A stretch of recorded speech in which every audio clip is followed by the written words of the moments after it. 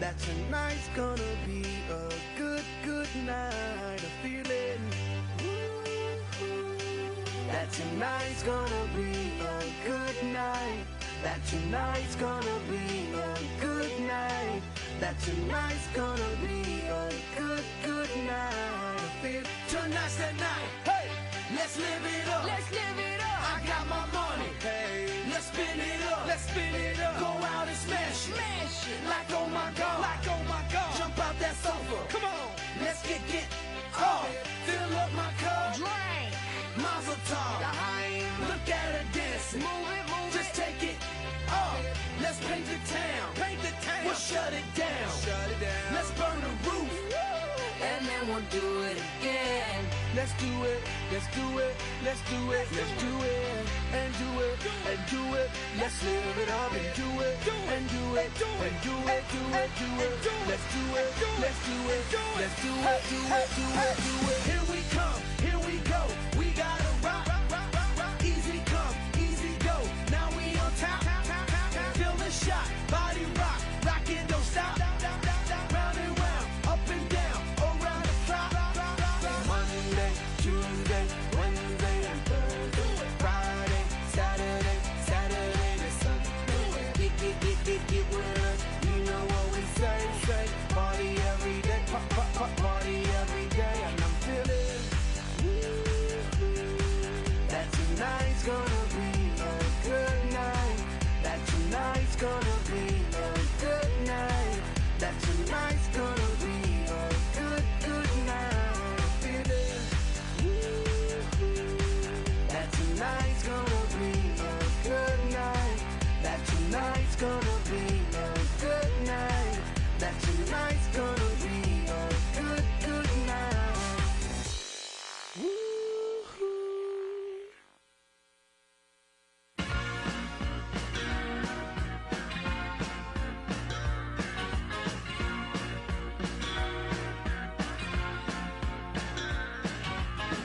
You can never know what it's like.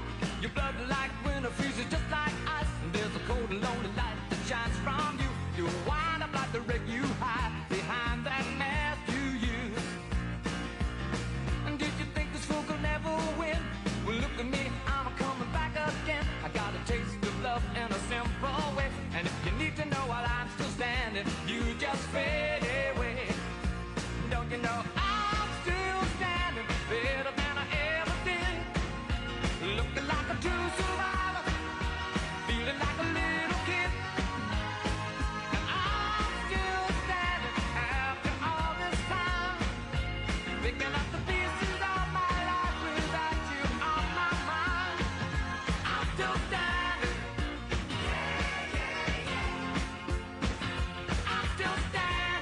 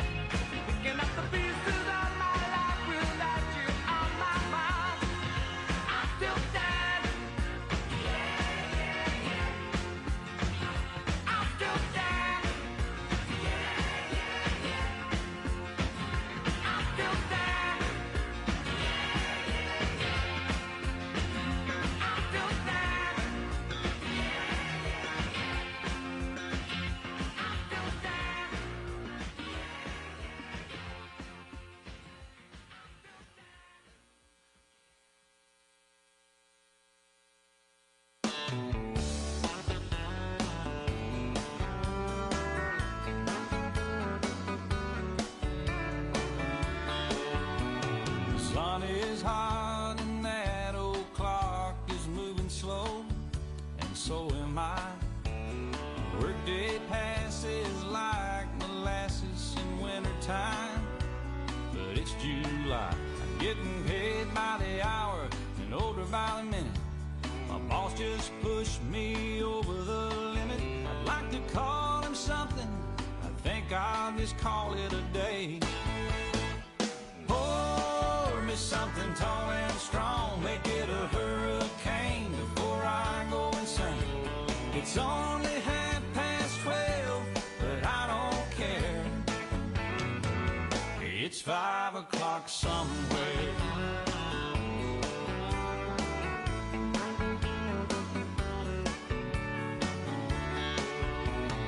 This lunch break is gonna take all afternoon and half the night. Tomorrow morning I know there'll be hell to pay. Hey, but that's alright. I ain't had a day off now in over a year. My Jamaican vacation's gonna start right here. If the phone's for me, you can tell them I just sailed away.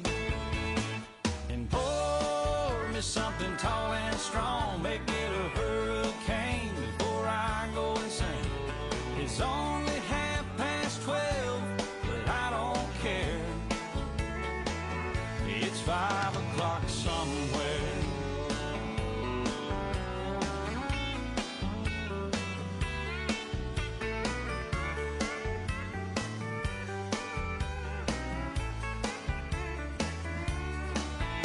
I could pay off my tab, pour myself in a cab and be back to work before 2. At a moment like this, I can't help but wonder, what would Jimmy Buffett do? Funny you should ask, Alan. I'd say, pour me something tall and strong, make it a hurricane before I go insane. It's only 12:30, but I don't care. Pour me something tall and strong, make it a hurricane before I go insane. It's only 12:30, but I don't care. He don't care. I don't care. It's 5 o'clock somewhere. What time zone am I on? What country am I in? It doesn't matter. It's 5 o'clock somewhere. It's always on 5 in Margaritaville, come to think of it. Yeah, I heard that. You've been there, haven't you? Yes, sir. I've seen your boat there. I've been to Margaritaville a few times.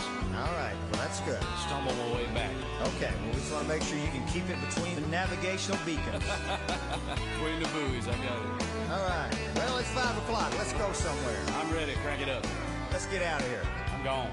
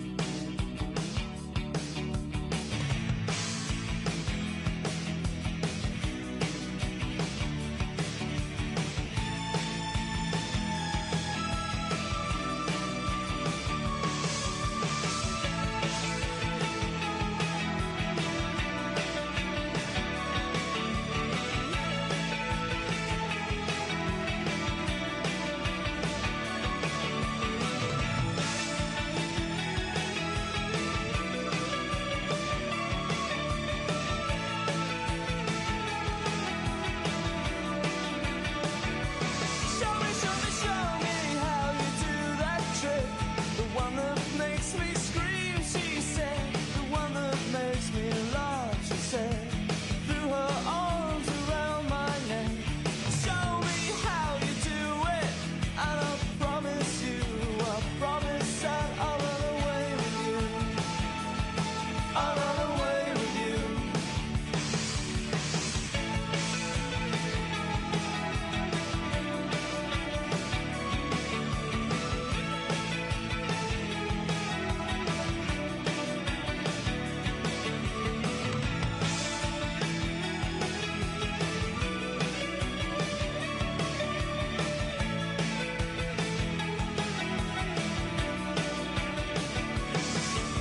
Spinning on that dizzy edge, kiss her face and kiss her head.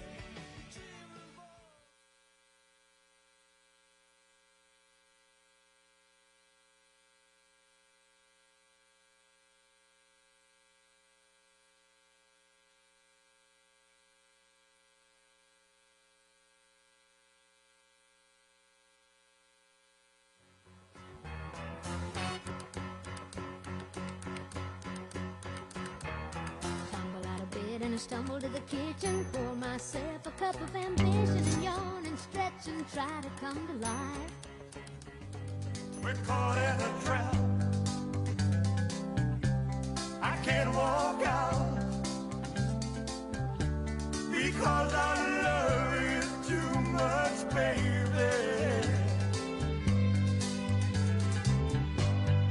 Why can't you see what you're doing to me? When you don't believe a word I say.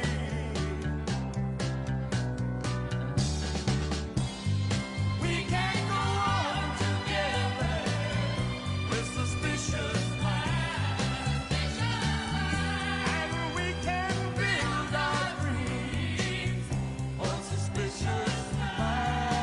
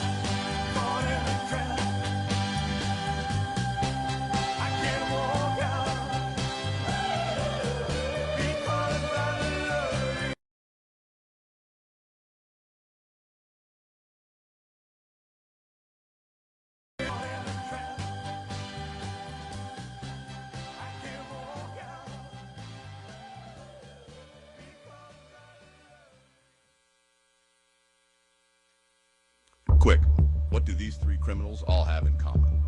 Edwin Ramos, an illegal immigrant and MS-13 gang member, robbed a pregnant woman, was released, and later brutally gunned down a father and both his sons in San Francisco.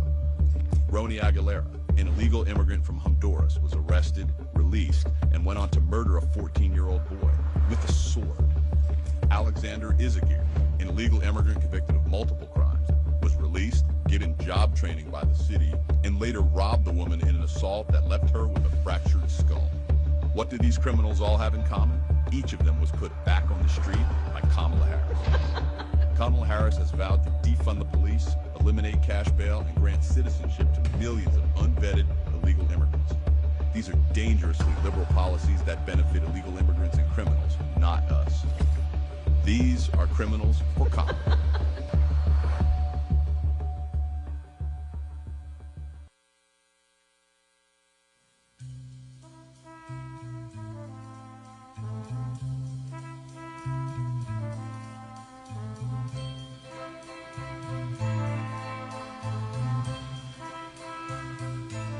There must be lights burning brighter somewhere. Got to be birds flying higher in a sky more blue. If I can dream of a better land where all my brothers walk hand in hand, tell me why, oh why, oh why can't my dream come true? Oh why? There must be peace and understanding sometime. Strong wind of promise that will blow away all the doubt and fear.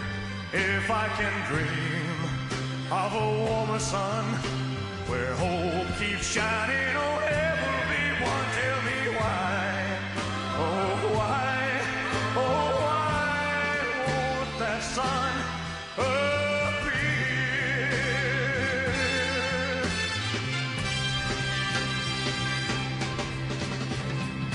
We're lost in a cloud with too much rain.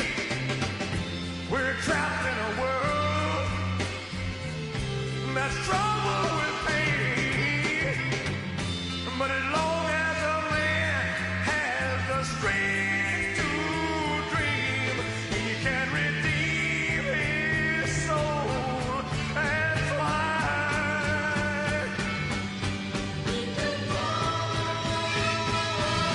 Deep in my heart, there's a trembling question.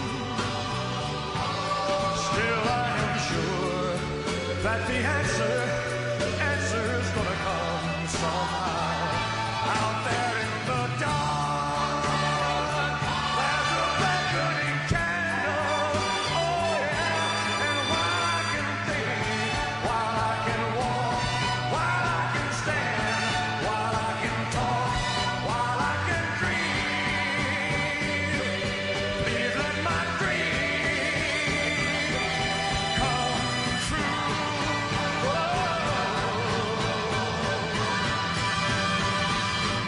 Right now, oh, let it come true right now.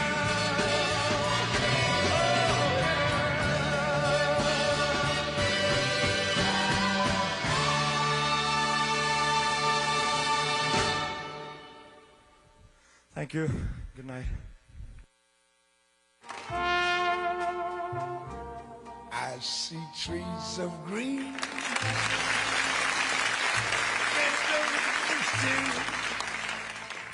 I see them blue for me and you. And I think to myself, what a wonderful world.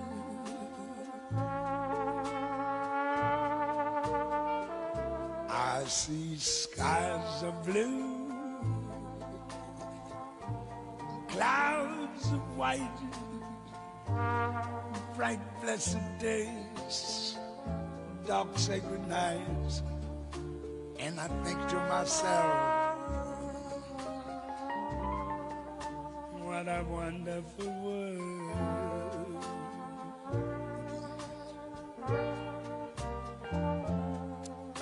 The colors of the rainbow, so pretty in the skies, also on the faces of people going by. I see friends shaking hands, saying, how do you do?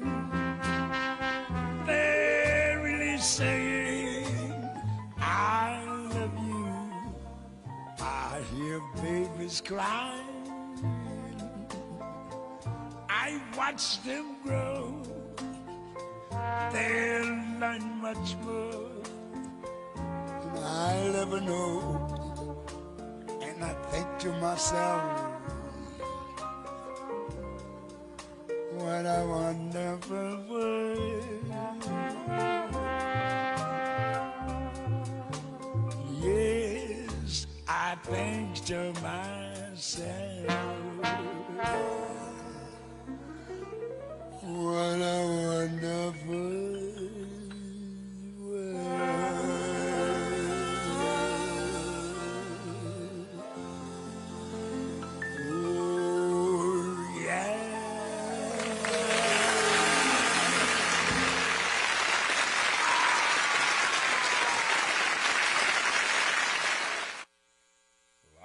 selling my soul, working all day, overtime hours for bullshit pay, so I can sit out here and waste my life away, drag back home and drown my troubles away.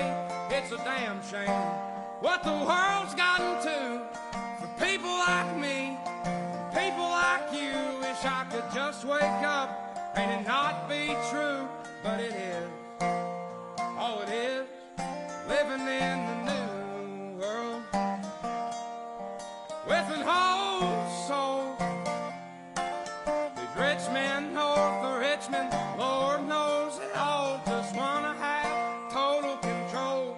Wanna know what you think, wanna know what you do, and they don't think you know, but I know that you do. 'Cause your dollar ain't shit, and it's taxed to no end, 'cause the rich men north of Richmond.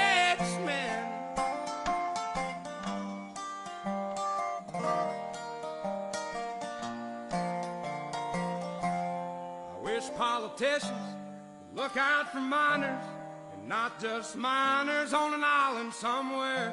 Lord, we got folks in the street, ain't got nothing to eat, and the obese milking welfare. Well, God, if you're 5'3" and you're 300 pounds, taxes ought not to pay for your bags of fudge rounds. Young men are putting themselves 6 feet in the ground, 'cause all this damn country does is keep on kicking them down.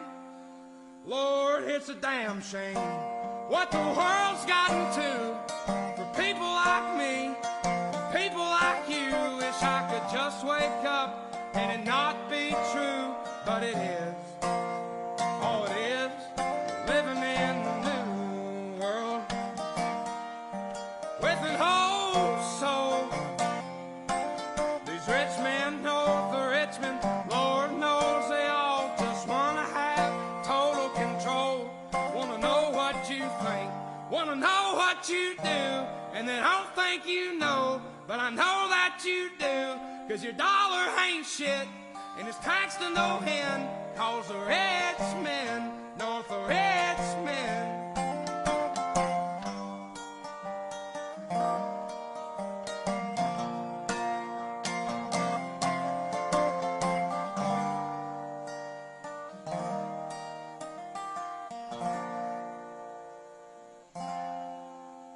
I've been selling my soul, working all day, overtime hours for bullshit pay.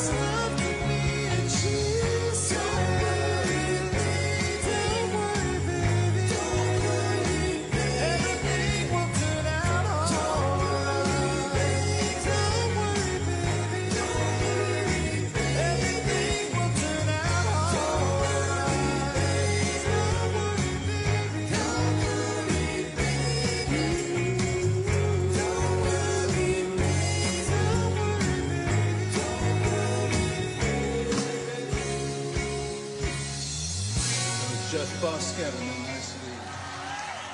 That video is for Operation Smile.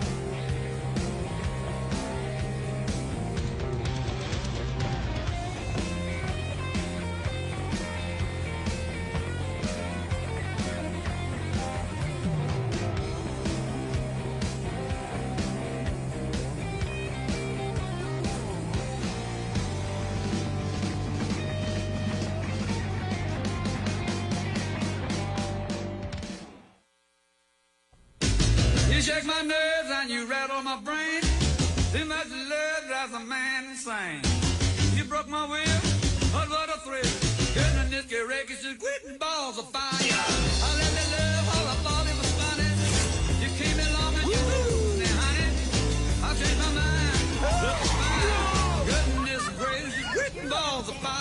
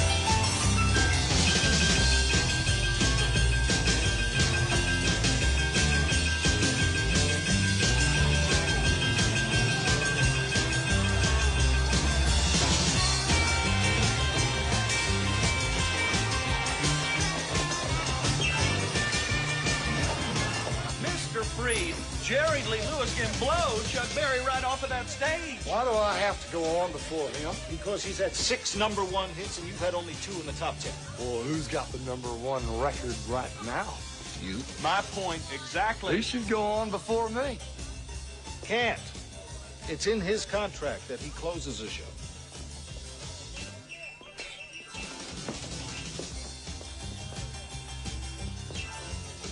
Okay, Cat. That's the way you want it.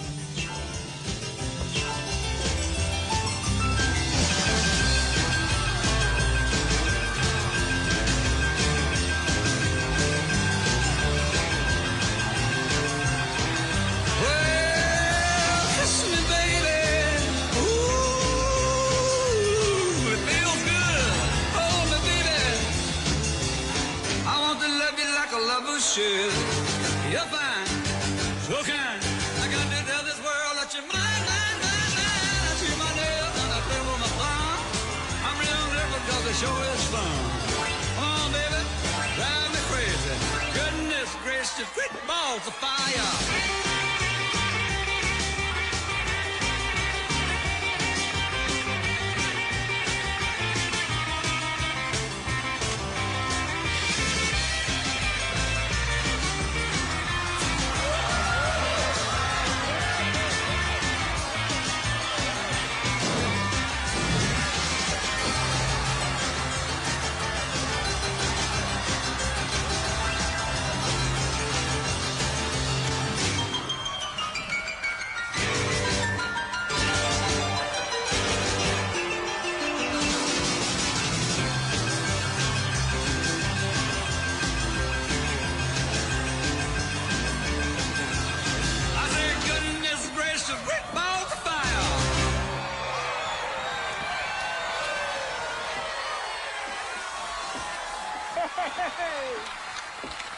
Follow that, killer.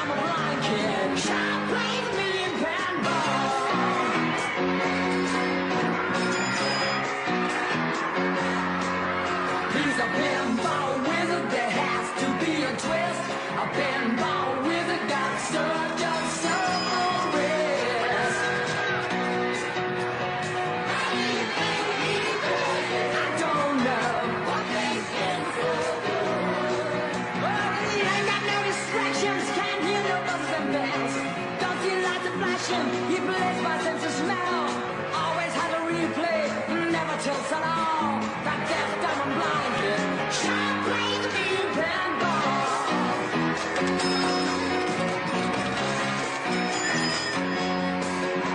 He can't beat me now. I've always been the champ. I know every trick. No freak's gonna beat my hand.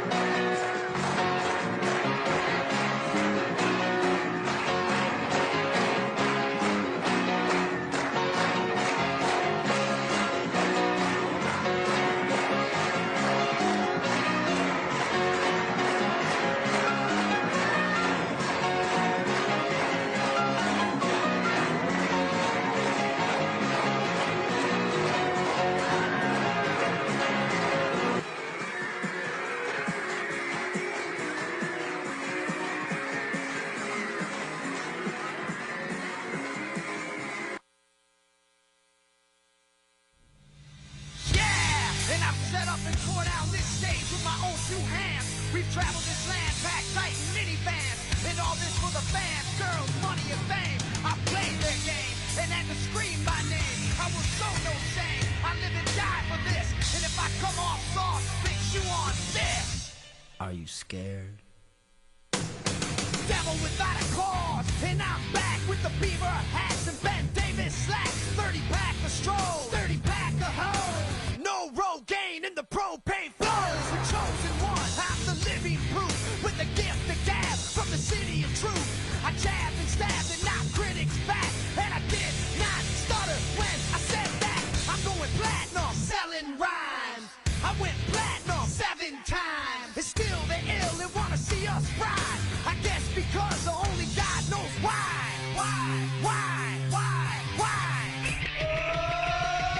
They call me cowboy, I'm a singer with black, so throw a finger in the air, let me see where you're at. Say, hey, hey. Let me hear where you're at. Say, hey, hey. I'm giving it back, so say, hey, hey. Show me some metal and say, hey, hey, hey, hey. Yeah. Fuck all y'all. I like the AC/DC and ZZ Top. We'll see Fist Beasties and the Kings of Rock. Skinner, Seeger, Limp, Corn, the Stones. David Allen Coe with No Show Jones. Yeah! Pass that bottle around. Got the rock from Detroit, soul from Motown, the underground stone. Fucking pimp with tracks that Mac and slap back the whack. Never gain away, I don't play with ass. But watch me rock with Liberace Flash. Pump rock the class. Boy bands are trash. I like Johnny Cash and Grandmaster Flash. Flash, flash, flash, flash. They call me cowboy, I'm a singer in black, so throw a finger in the air, let me see where you're at. Say, hey, hey. Let me hear where you're at. Say, hey, hey. I'm giving it back, so say, hey, hey. Show me some metal and say, hey, hey, hey, hey. Yeah. Yeah, I saw your band jumping around on stage like a bunch of wounded ducks. When you gonna learn, sucker? You just can't fuck with.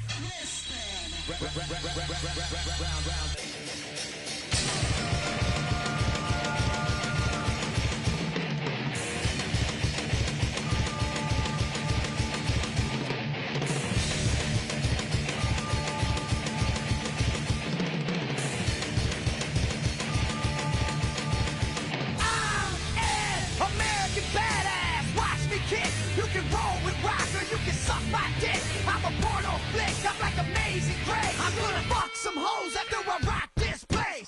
Super fly, living double wide, sidecar my glide so Joe C can ride. Full sack to share, bringing flash and flare. Got the long hair, swinging middle finger in the air. Snakeskin suit, 65 Chevelle. See me ride and sit, hear the rebel yell. I won't live to tell, so if you do, give the next generation a big fuck you. Who knew I'd blow a black pipe walk over? Said fuck high school, pissed on my diploma. Smell the aroma, check my hits. I know it stinks in here, cause I'm the shit.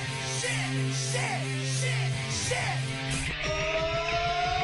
They call me cowboy, I'm a singer in black, so throw a finger in the air, let me see where you're at. Say, hey, hey. Let me hear where you're at. Say, hey, hey. I'm giving it back, so say, hey, hey. Show me some metal and say, hey, hey, hey, hey.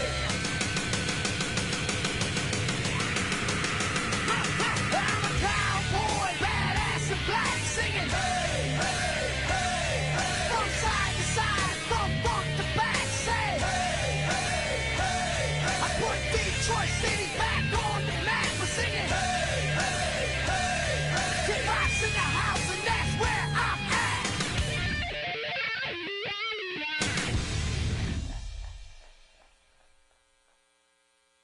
I can see what's happening. What? And they don't have a clue. Who? They'll fall in love, and here's the bottom line. Our trio's down to 2. Oh. The sweet caress of twilight. There's magic everywhere. And with all this romantic atmosphere, disasters in the air.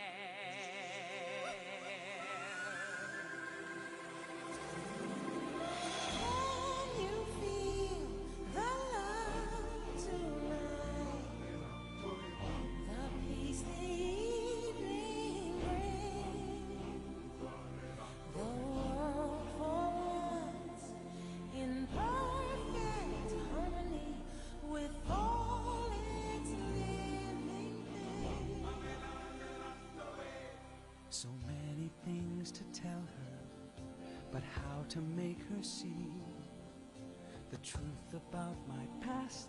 Impossible. She'd turn away from me. He's holding back, he's hiding, but what I can't decide. Why won't he be the king I know he is, the king I see inside? Can you feel the love tonight? He's the evening breeze. The world for once in perfect harmony with all its living things. Can you feel the love tonight? You needn't look too far. Stealing through the night's uncertainties, love is where they are. And if he falls in love tonight, it can be assumed his every days with us are history. In short, our pal is doomed.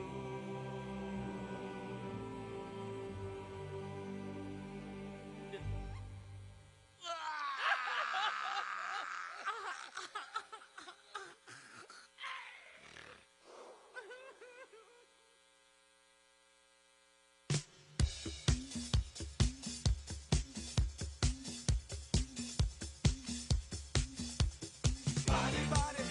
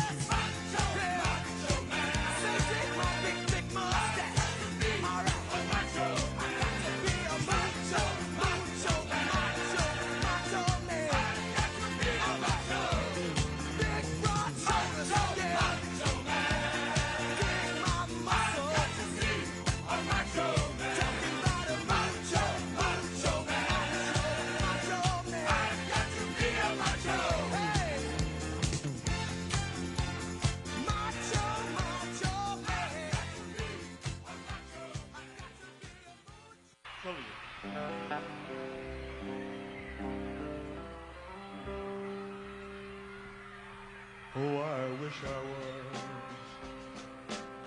in the land of cotton. Old times there are not forgotten. Look away, look away. What? Look away,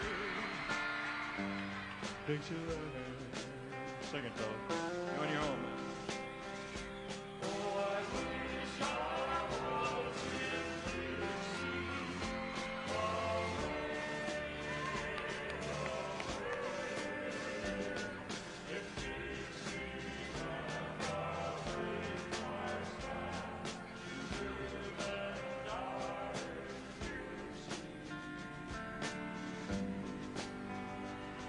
For Dixieland, where I was born,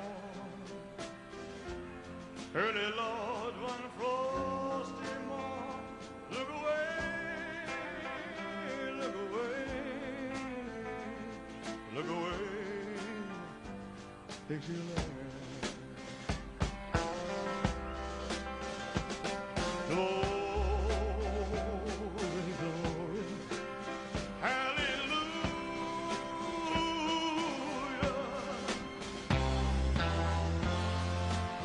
Glory, glory, hallelujah.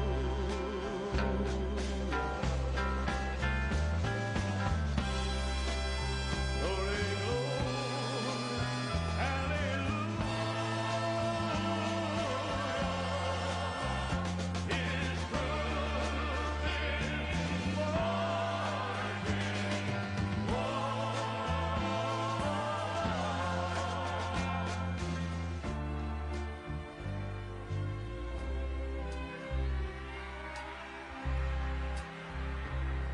so hush, little baby, don't you cry. You know your daddy bound to die,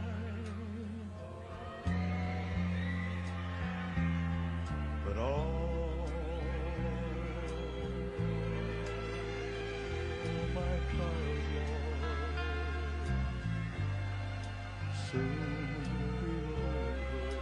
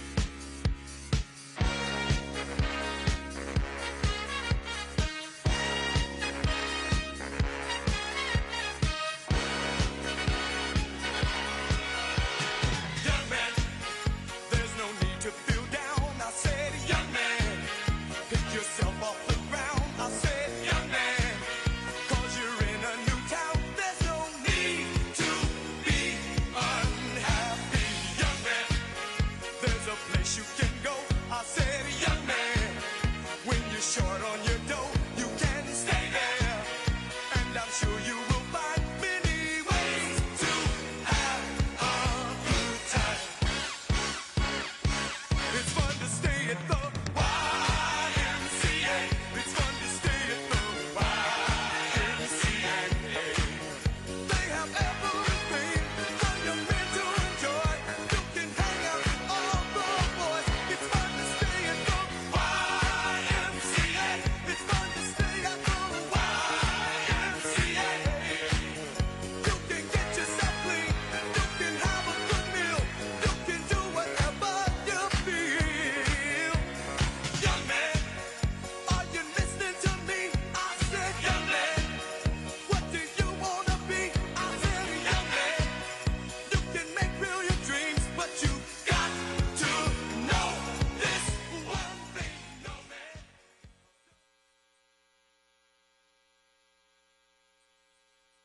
Ladies and gentlemen, please welcome the next President of the United States, President Donald J. Trump. And I'm proud to be an American, where at least I know I'm free. And I won't forget the men who died, who gave that right to me. And I gladly stand up next to you and defend her still today. 'Cause there ain't no doubt I love this land. God bless the USA.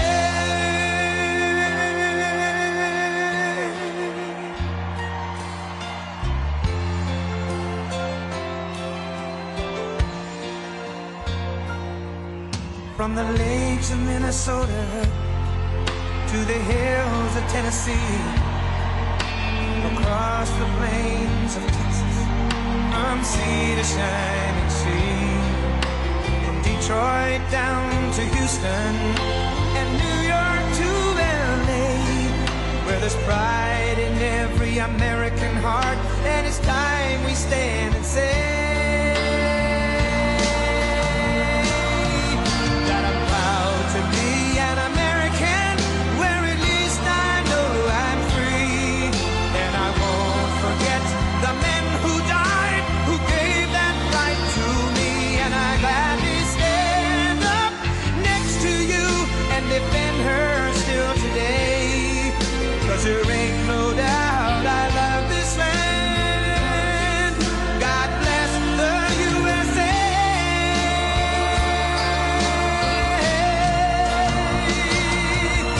And I'm proud to be an American, where at least I know I'm free.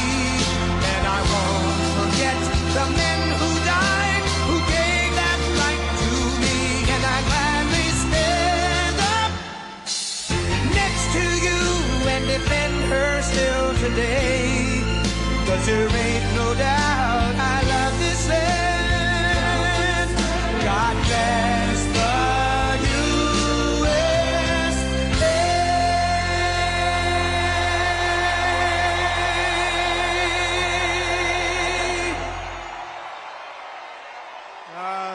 Thank you very much, Pennsylvania. I love Pennsylvania.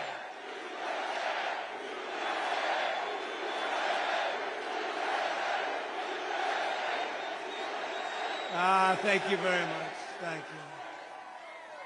I really give a very big hello to Pennsylvania. It's great to be back in this beautiful Commonwealth with thousands of proud, hardworking American patriots, which is what you are. Think of this. Who would believe this? 80 days from now, we are going to defeat a communist known as Kamala Harris. She's a communist. Most radical left person ever to run for office. This is not what this country needs. We've had enough of them. We're going to win back the White House, and we're going to take back our country.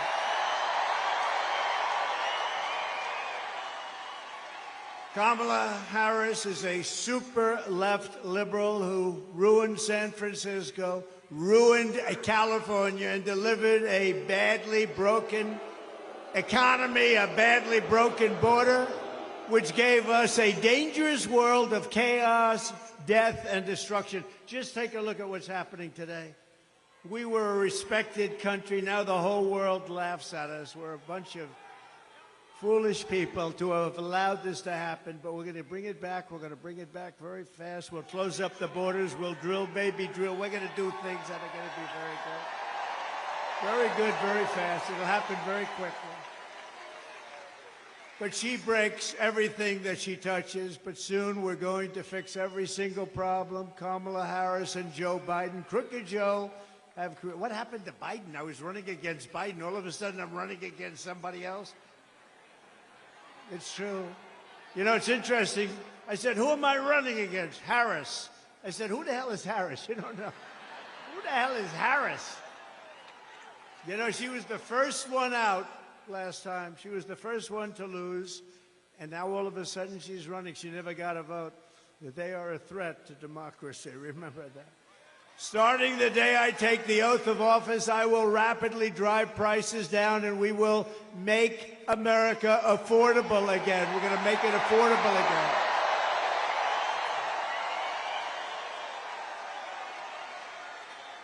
Under Kamala Harris and crooked Joe Biden, the American dream was dead, and it is dead. It's dead as a doornail. They'll never bring it back unless we win. If we win, we're going to have the American dream alive, all for your beautiful children, your grandchildren.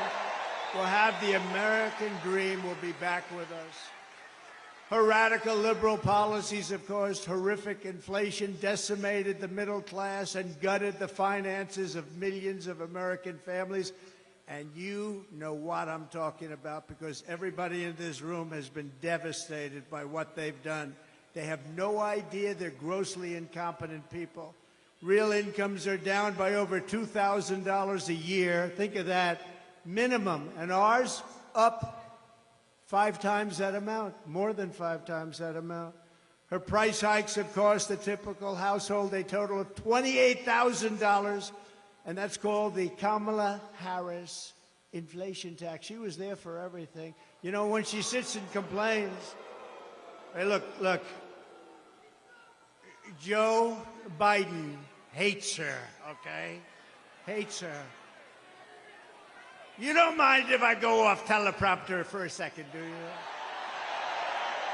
Joe Biden hates her. This was an overthrow of a president. This was an overthrow. They went out, you know, I spent $100 million fighting Joe Biden. They told him he couldn't win. His debate performance wasn't the best ever. But they said mine was the best ever. But they said his debate performance wasn't. I look forward to debating her, by the way. She'll be easier. She'll be easier than him. Her policies are so bad. Her policy, remember, her father was a Marxist economic professor. He was a Marxist, an avowed Marxist. This is not what we want in this country. And think of it. Does anyone here feel richer under Kamala Harris and crooked Joe? Is anything less expensive under Kamala Harris or crooked Joe? No. It's been devastating. Inflation has been devastating under this group of people that have no idea what the hell they're doing. Are you better off with Kamala and Biden than you were under President Donald J. Trump? I don't think so. You know, they do polls on this stuff, and I'm at like 93%. I said, so why are we having an election? They didn't have an election. Why are we having an election? How would you like to be Biden? He's working, he's spending money, he's trying. They wanted to have a debate. That's the thing that started it all. You know, if I didn't debate him, he'd still be running right now. But I believe she will be easier to beat than him because she's a truly radical left lunatic. And with him, he never really believed it. Of course, I don't know if he knew anything. I'm not sure. But he didn't really believe it. She totally believes it. She wants to destroy our country. With 4 more years of Kamala, your finances will never recover. They will only get worse. They're only going to get worse. The stock market, and you have some of the most brilliant people on Wall Street saying this, the stock market is only up because they think I'm going to win. And if we don't win, according to many people, including one of the greatest Wall Street prognosticators named Scott Bessent. Has anyone heard of him? One of the most brilliant guys on Wall Street. If I don't win, you will have a 1929-style depression. Enjoy it. I believe that. I believe that. I believe it. A lot of people believe it. So we're not going to give them the chance, okay? We're not going to give them. And your state's going to be ruined anyway. She's totally anti-fracking. She's been anti-fracking and anti-drilling, anti-oil and gas from practically the day she was born. All of a sudden, a couple of months ago, she said, oh, I'd love to have fracking. Now, she won't have fracking. Vote Trump. and your incomes will soar, your savings will grow, young people will be able to afford a home, and we will bring back the American dream bigger. That we are going to bring it back. Bigger, better. Front row Joe. Bigger, better, and stronger than ever before. We're going to bring it back. Look at all these front row Joes over here. They've only been, you know, we have a couple of groups here. They're at about 222 events. Front row Joe, stand up, wave your hands. You guys are great. Patriots. But I have another group from a place called North Carolina. Has anybody ever heard of North? We love North Carolina. The beautiful ladies over there. This is number, what? 217. So this is number 217. And supposedly, they're happily married. How the hell does that work? Look at them. They're beautiful, and they're, oh, there's a husband. Are you a husband? Who are you married to, husband? Oh, that was a wise choice. Beautiful, very nice. How do you handle it, right? How do you handle it? But they're great women, and they've been with us from the very beginning. They were with us from the beginning in 2016, when we had the 4 greatest years this country has ever had. They were with us, and thank you very much. North Carolina, we're doing well in North Carolina. Thank you, darling. It's nice to not have to travel to California and other places, right? Yesterday, Kamala laid out her so-called economic plan. She says she's going to lower the cost of food and housing starting on day 1. But day 1 for Kamala was 3.5 years ago. So why didn't she do it then? So this is day 1305. We're at 1305. So why isn't she doing it now? Why doesn't she get away from her nice little place with her wonderful husband, go to Washington and do it now? You could do it right now. Why does she go to the convention? Because it's a rigged convention, obviously. She got no votes. He had 14, you know, Sleepy Joe had 14 million votes. She got no votes. She failed. She was the first one out. She failed. She never got to Iowa. Great state, Iowa. We're going to win it big. The farmers love Trump, and I love the farmers. But she never got to Iowa. She was the first one to quit, and now she's running for president. I don't know. Somebody's going to have to explain our system to our many enemies all around the world. They're watching this thing. This place doesn't make a lot of sense anymore. Everything Kamala Harris says in her speeches is a lie. You know, she gets up and just lies. I was watching her yesterday. She talked about all the taxes I was going to raise. I never said that. I'm lowering taxes. Yesterday she got up. She started ranting and raving that Donald Trump wants to put a tax on gasoline, a tax on food, a tax on medication, a tax on clothing, a tax on every single thing that was ever invented. Your hat he's going to tax.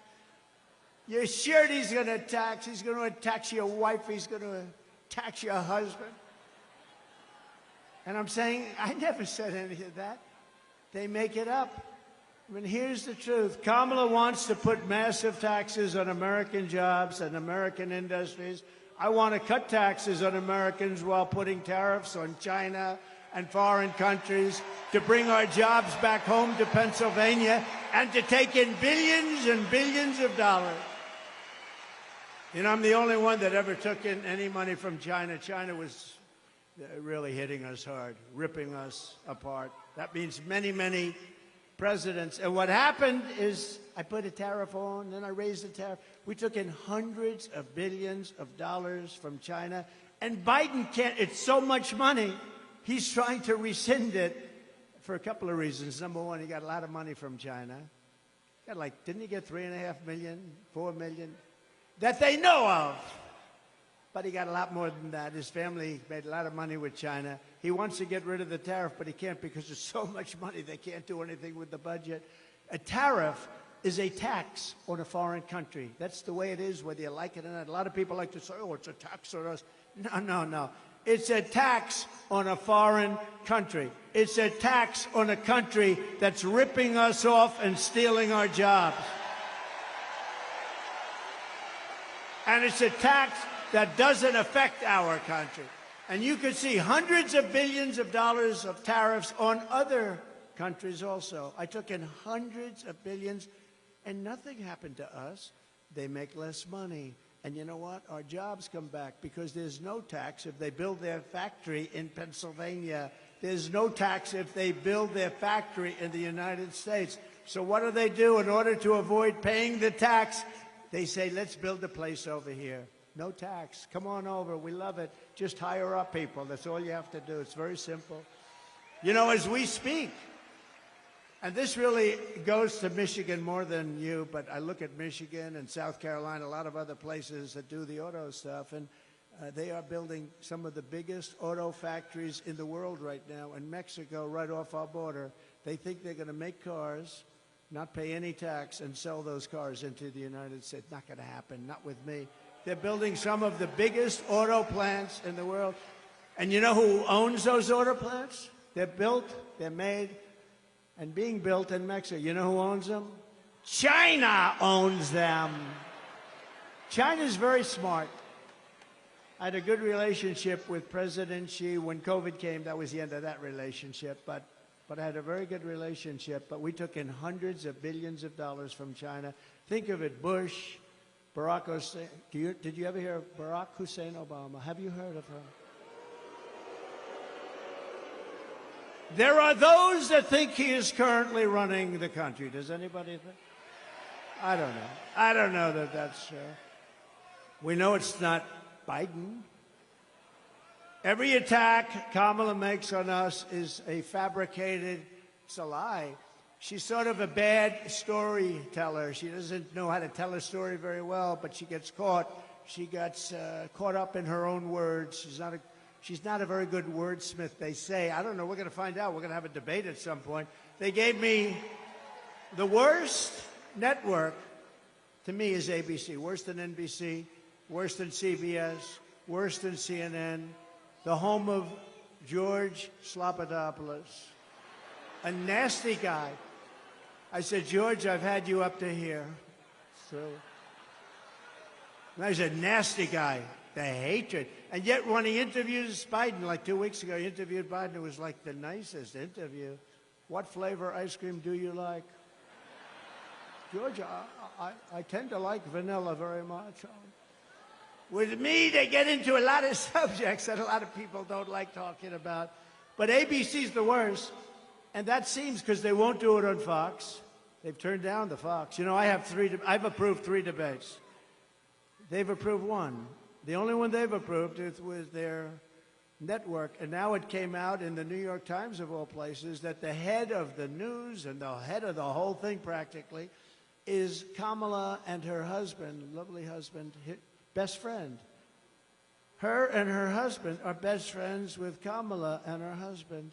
And I'm supposed to do the debate. But, you know, with Biden, they thought I wouldn't do it. So they offered me something that I couldn't accept. They said, the debate is at CNN in front of no audience. So far, I'm 0 for 2. And see, they didn't want to do the debate. That would have been a good idea if they didn't do it. But I was going to accept anything. And I guess we'll do it here too, right? We'll accept anything, because otherwise she's not going to debate. She doesn't want to debate. But they said CNN and no audience, and we want to have you sit down. I objected to that. They wanted us sitting behind a desk. I said, give me a break. We have to at least stand for the American public. Wouldn't that be nice? So that was the only thing. And I would have done it if they insisted. No, I would have sat down if they insisted, but I thought it was sort of a little strange. But I had Dana Bash and I had Fake Tapper. But I have to tell you, they were very fair. I really thought they were very fair. So Jake and Dana, nobody knows how to say her first name. Is it Dana or Dana? Nobody knows. It's been going on for 20 years. She's been around a long time. Is it Dana or Dana? And now the fake news will say, Trump didn't know how to pronounce her first name. She doesn't know how to pronounce it. But look, but Dana and Jake I used to call him Fake Tapper. Now I call him Jake Tapper because he treated us very fairly, and so did Dana. Treat me very fairly. I think it was, just about neutral. But he kept saying, he gave very short answers because he wasn't really doing too well. And I kept saying, I'll take it. But what happened? Sir, you have 92 seconds left. This is not what he wanted to hear. Right, David? They said, you have 92 seconds left. Going to be your next senator, I'll tell you. David McCarthy. I hope you can vote for him. I hope you vote for him. I hope you vote for him. He's a great gentleman, great hero, actually, in many ways. He's a great guy. But so they gave me this thing, and they assumed I was going to turn it down. So I have the wrong network. I have the wrong anchors. I have no audience. I like an audience. I love people, It's oftentimes a mistake. Everything was wrong. So what we'll do is we'll offer him this thing that he can't accept. He won't accept it. And then we'll say, Trump didn't accept the debate. He's afraid to negotiate against Biden because Biden's so sharp. He's so sharp. He's sharp like a razor. So, but I surprised them. I said, I'll take it. I'll take it. And people said, are you crazy? I said, look, it's the only way you're going to debate. If we do anything else, they're not going to accept it. And these people are the same way. They offered me, we were supposed to have Fox on September 4th, and they said, no. I accepted it. I don't even know what's going to happen because I've accepted it. They haven't. So maybe they show up, maybe they don't. But I think it's sort of on for September 4th, but I don't think they're going to come. And then we go and we do the debate with ABC. ABC, again, I call it ABC fake news. So bad. They're so bad. They're so dishonest, in my opinion, very dishonest people. But I find them to be the worst. And I'm a professional at this, because I watch who treats me the worst. Now, NBC is horrible. CBS is horrible. They're all horrible. These are horrible human beings. But who treats me the worst? ABC fake news treats me the worst.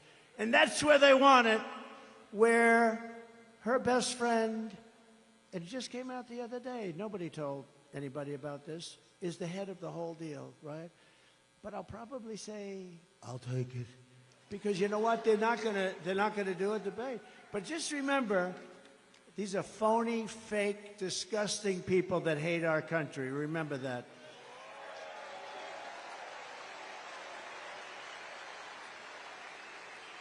And also remember that every attack that we make on Kamala is something that she said on tape or something that she's actually done. All of these attacks are things because she said all of it. She said, I don't want fracking in Pennsylvania. She said it hundreds of times. I don't want it anywhere. Then a couple of months ago, when the polls are showing that she's getting clobbered, well, actually, nobody actually thought they were politically correct. They wanted to be politically correct because they wanted, they had 11 different people, and they put her name in to be number 12, and they had a vote. She came in last. So she picked somebody. Think of it. How about the guy she picked? How bad is he? Right? How bad is that guy? David, where did these people come from? He recently signed a bill in a state that I love, but a state that hasn't been won by a Republican because it's a corrupt state. But the people are not corrupt. The people are great. Since 1972 has it been won. Think of that. And I thought we won it twice. I said, there's no way we lose Minnesota. But he signed a bill for all young men's bathrooms and men's bathrooms have to be equipped with a tampon selling machine.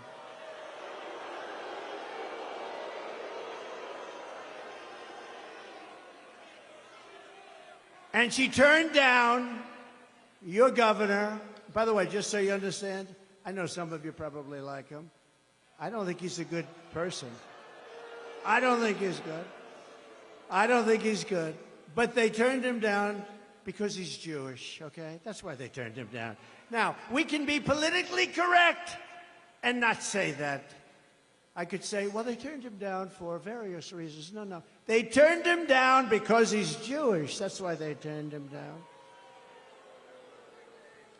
And I'll tell you this, any Jewish person that votes for her or a Democrat has to go out and have their head examined. Because if you see what's happening with Israel and Jewish people right now, there has never been a more dangerous time since the Holocaust. If you happen to be Jewish in America, there's never been anything like it. I'm seeing things, I can't even believe it. And we want to bring about unity and peace and everything else. It looks like they're going to have nothing but riots out there in Chicago. It's really a sad thing, but they turned him down for that reason, and they turned him down for a couple of other reasons too, but the primary reason was that he's Jewish. And you don't think I know what goes on in their campaign? I know it well. I know it very well. She's a nation wrecker who is more liberal than crazy Bernie Sanders. You know crazy Bernie? He's pretty bad, right? She is substantially more radicalized than crazy Bernie. You cannot have her as your president. She ruined San Francisco. She ruined the state of California. You know, she was the district attorney and she was the attorney general of the state. I heard the other day, and this isn't anything, I'm just saying, they'll say he was rambling. I don't ramble. I'm a really smart guy, you know, really smart. I don't ramble. But the other day, anytime I hit too hard, they say he was rambling. Rambling? You know, I get up and I make a speech. I go for sometimes 2 hours, 2.5 hours, because, you know, people are waiting outside for 3 days, 4 days. You guys were waiting out there for a long time. Front row Joes are waiting out. I don't know how you guys do it. And I feel I have an obligation to speak and speak in a certain way and speak a little bit longer. You know, how would you like it? A guy's waiting with his family for 3.5, 4 days. They have a tent, and the tent is set up. They have hundreds of them, and they wait. And then I walk in, speak for 15 minutes, and leave. I don't know, somehow. Would that be okay, North Carolina? I don't think so, right? They want me to speak all day. You know, when I leave, I did one 2 hours and 15 minutes, and I'm leaving, and they're screaming, no, sir, more. We want to hear more. I said, I can't speak more. What the hell else am I going to say? Our country's going to hell. That's all I can say. We're a nation in decline. You know, we were talking about that before. My phrases are copied so much, right? I use the term oftentimes in closing, we are a nation in decline. We are a failed nation. And I think it's a beautiful phrase, although I don't like the topic very much. I don't like what it represents, but there's a certain beauty. All of a sudden, all of these candidates, including Republicans, are saying we are a nation in decline. We are a failing nation. And I say, you know, what the hell do they have to copy me for, right? But they have a lot of words that they copy. Many of our words, we were in the plane before coming in, and our people said, we went through a list. I think we're going to release a list. Let's release it.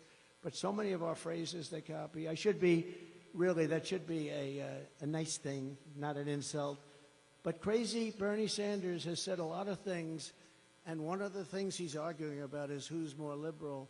And after about 2 minutes, he gave up. He said, this woman is nuts. Look, people say, be nice. Have you heard her laugh? That is the laugh of a crazy person. That is the laugh of a crazy. It's the laugh of a lunatic. Have you heard it? You know, they prohibited her. They prohibited her for laughing. I've been waiting for her to laugh because as soon as she laughs, the election's over. But we're winning by a lot in Pennsylvania. I think the fracking got her. The fracking got her. But she has been prohibited from laughing. You know, she used to do an interview. She, who the hell laughs at an interview like that? You know, I'm interviewed all the time. I may smile. I mean, they're asking you questions about things that it's not really it's not like a comedy club. And she'd break out. That's one of the reasons she refuses to do interviews, I think, because she laughs. It's so horrible. No, it's so horrible. But you know, she hasn't done an interview like in 30 days or something like that. And I do one every day. if I pass, I just did one backstage. I just did one backstage with a very good reporter. But you're supposed to, don't you sort of have an obligation? You know, you're running. They're going to try, this is her form of the basement. Now, the basement for him was good because, you know, they had COVID. They didn't want him to catch COVID. He ended up catching it anyway. But, you know, it's a very dishonest, the whole system is very dishonest. But she should be at least talking to the press. She hasn't done anything. But she's prohibited from laughing. They said, your laugh is horrible. Never laugh, ever. So she's walking around with her mouth like almost sealed shut. She won't laugh. I want her to laugh. And then we'll just claim victory. Ladies and gentlemen, I'd like to thank you very much. But we have a little video that we just put up. Would you like to see it? Go ahead, just look. Yeah, I am radical. We need to get radical about what we are doing and take it seriously. As President of the United States, I am prepared to get rid of the filibuster to pass a Green New Deal. There's no question I'm in favor of banning fracking. We have to have a buyback program, and I support a mandatory buyback program. I believe it will totally eliminate private insurance. Let's eliminate all of that. But would you support changing the dietary guidelines? Yes. You know, the food pyramid, what would people Yes. Yes. to reduce red meat specifically? Yes, I would. Raise your hand if your government plan would provide coverage for undocumented immigrants. Where do you stand on defund the police? This whole movement is about rightly saying we need to take a look at these budgets. Harris asserted that ICE is perceived as the modern-day Ku Klux Klan. Are you aware that there's a perception? I see no. Are you aware that there's a perception? That puts ICE in the same category as the KKK. Is that what you're asking me? I see no parallel. I'm not finished. I see none. And yeah, I am radical. We need to get radical about what we are doing.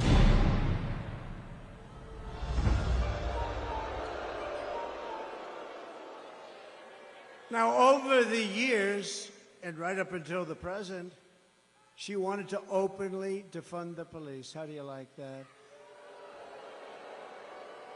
In Minnesota, when they were burning down the state, and in particular, Minneapolis, they were burning it down. Remember the CNN fake reporter? He got up, the one with the nice shaved head.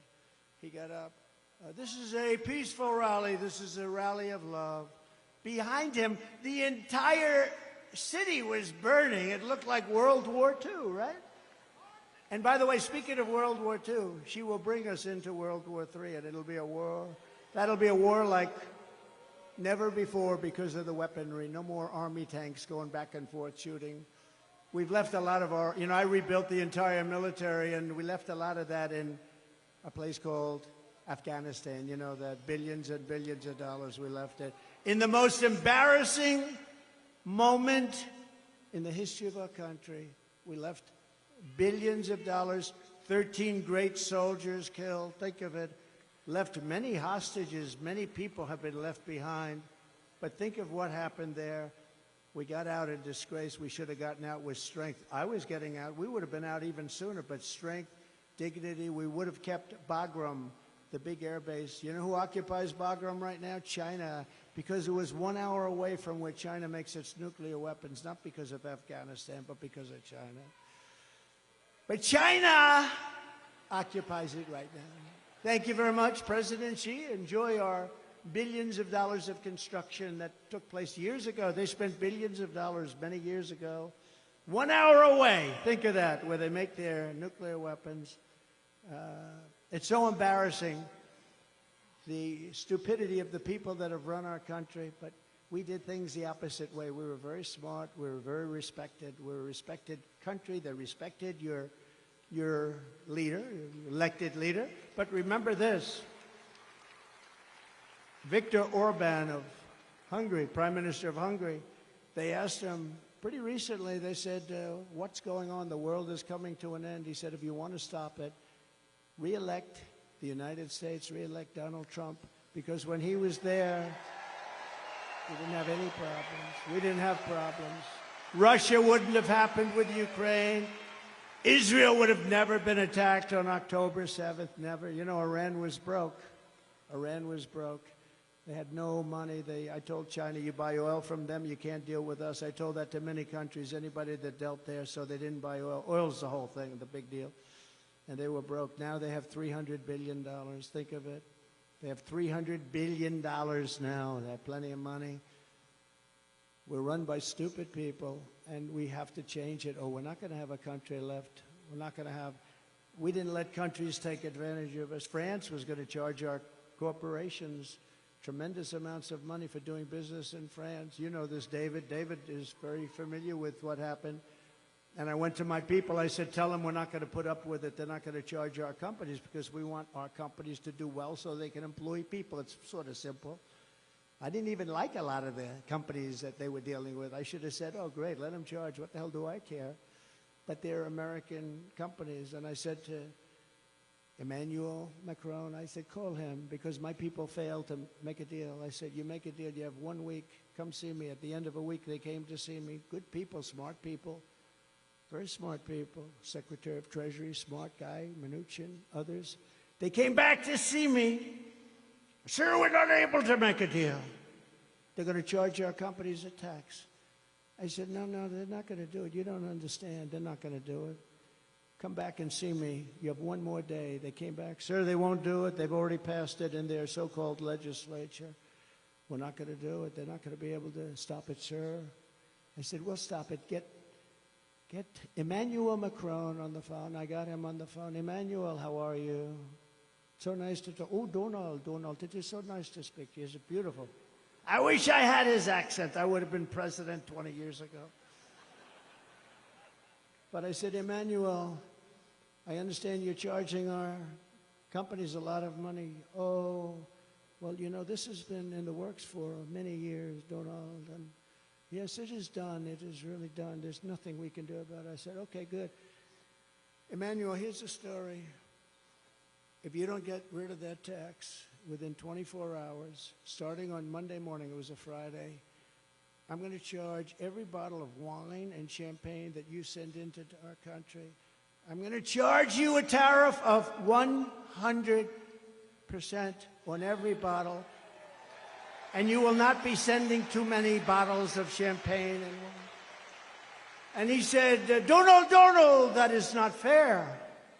That is not fair. I said, no, it's not fair for you to be charging American companies to do business in your country. No, it's not fair, Emmanuel. Emmanuel, get back to me in 5 minutes and let me know. He called me back in 2 minutes. He said, Donald, we have decided that we will not be charging you any taxes for the American companies. No reason. I did so many of them.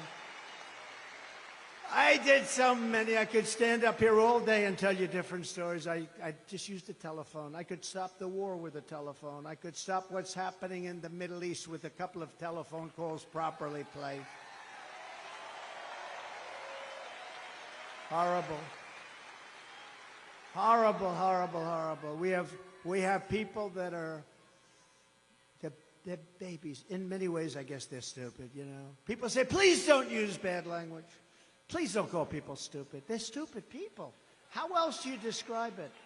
I want to use a different word, a more sophisticated word than stupid. But there's no word, it's a perfect word. They're stupid people. I think they're also, by the way, if I might, they're also corrupt. They really are. They're corrupt. They get a lot of money from a lot of people. We're not going to let this socialist lunatic, and she's a socialist lunatic, that's the other thing. Please, sir, please don't call her a lunatic. I said, but that's what she is. She's a lunatic. She's a lunatic. She's going to destroy our country. And she's going to break our economy even more than it's broken. We have a broken economy. Our supply chain is gone. You know, you order something now. I don't know how many of you are in business, or even if you're ordering as a personal order, the order doesn't come. The supply chain is broken. Who ever thought of it? We never even talked about supply chain. Supply chain just worked. And because of what they've done, They've broken our supply chain. On election day, we're going to tell her that we've had enough. We said, Kamala, you are a horrible vice president. You're going to be a horrible president. We're not going to take it anymore. Kamala, you're fired. Get out of there. You're fired.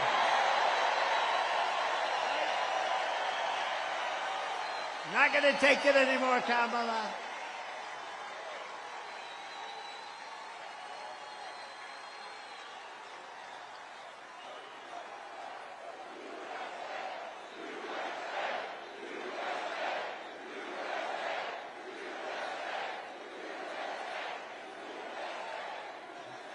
We're not going to take it anymore.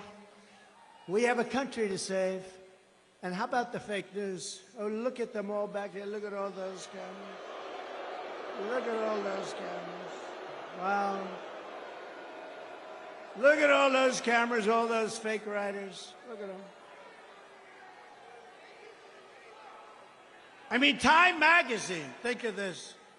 Time magazine doesn't have a picture of her. They have this unbelievable artist drawing her. And I said, is that Sophia Loren? I couldn't. Who might that be? Is that Elizabeth Taylor? They say she was a beautiful woman. Who is it? It's so beautiful. Drawing. It's a drawing. They took a lot of pictures. It didn't work out, so they hired a sketch artist. I said, I'm sure, oh, they must be celebrating the great life and times of the magnificently beautiful Sophia Loren. And you're not allowed to say this anymore. You know, David, don't ever get caught in this trap, David, please.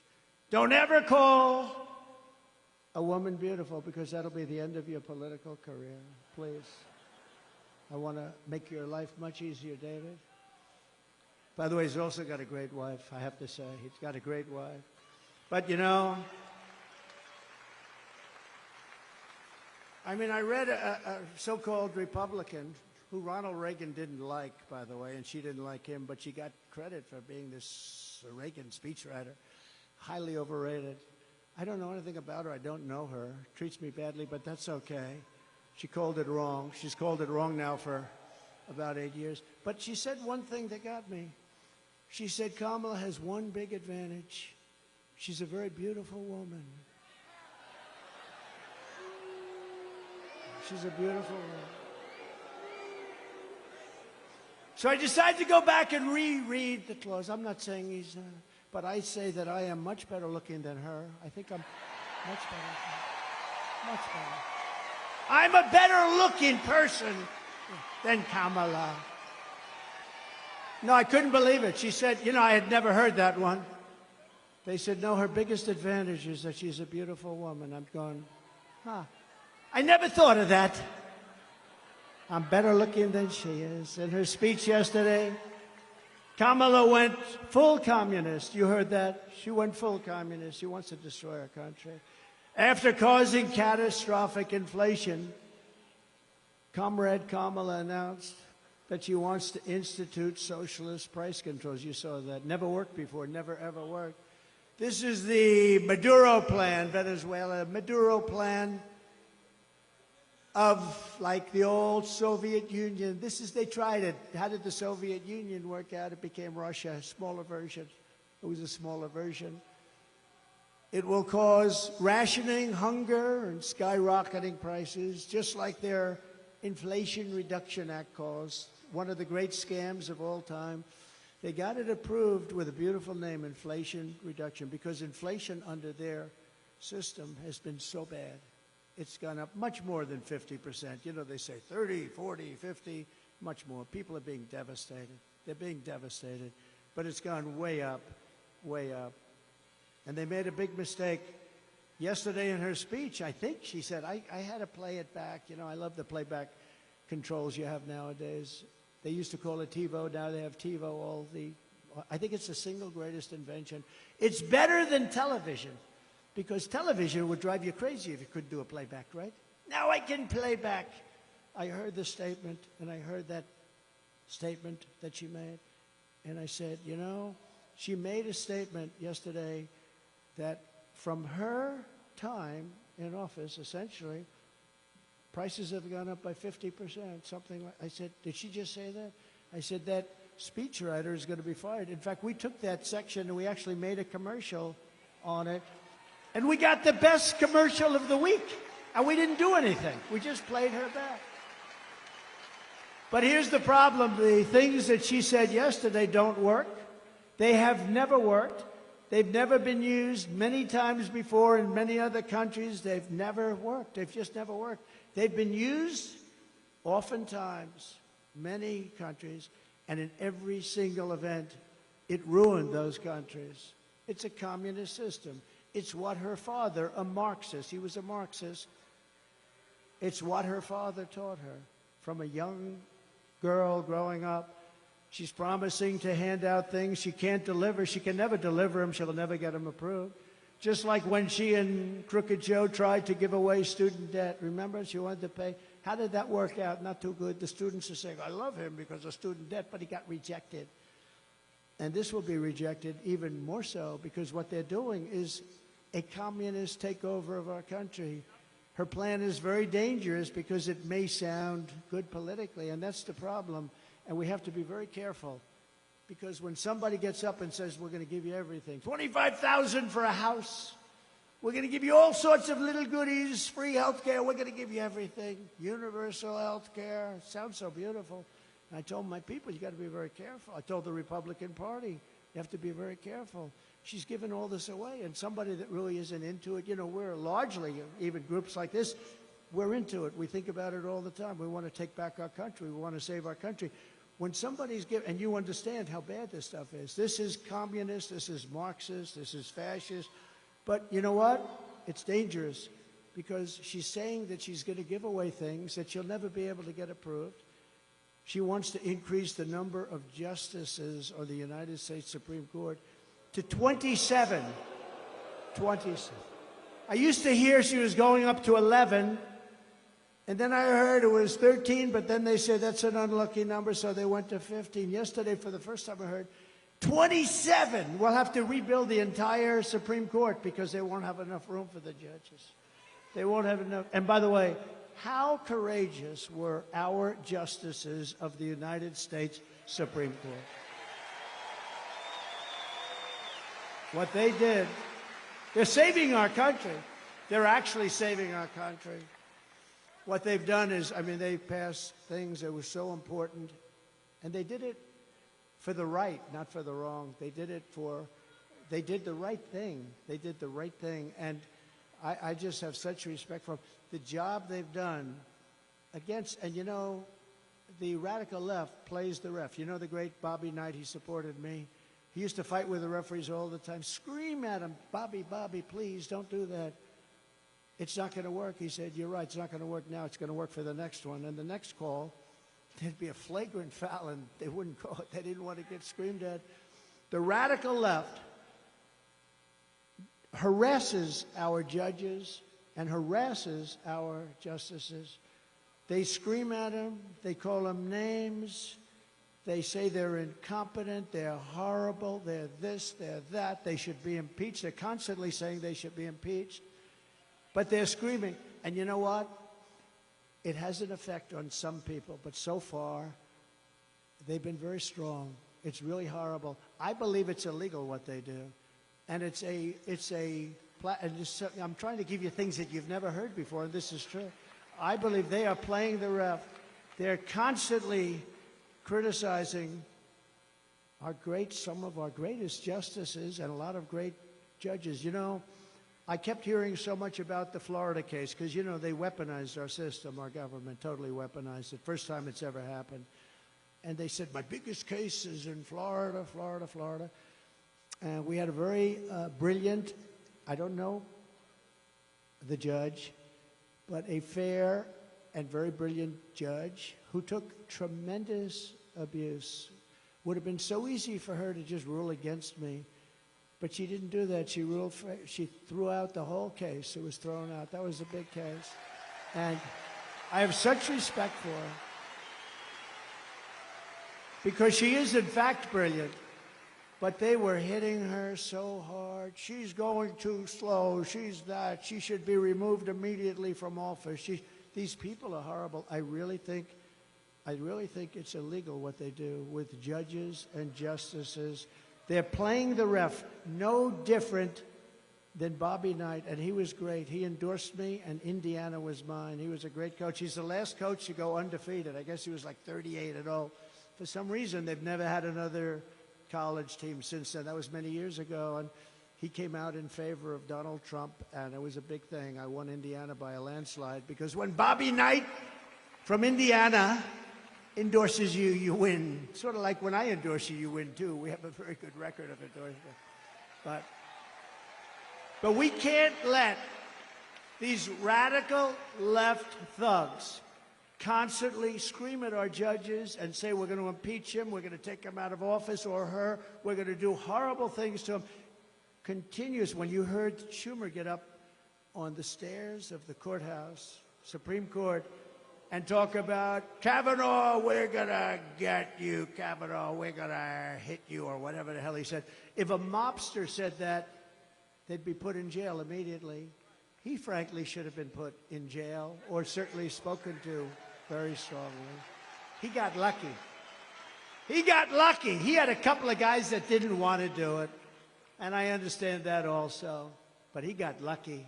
But you know, we can't let him do that, and I just want to pay my respect to the judges that have suffered abuse at the hands of the radical left lunatics, and I really admire them for being, because you know what?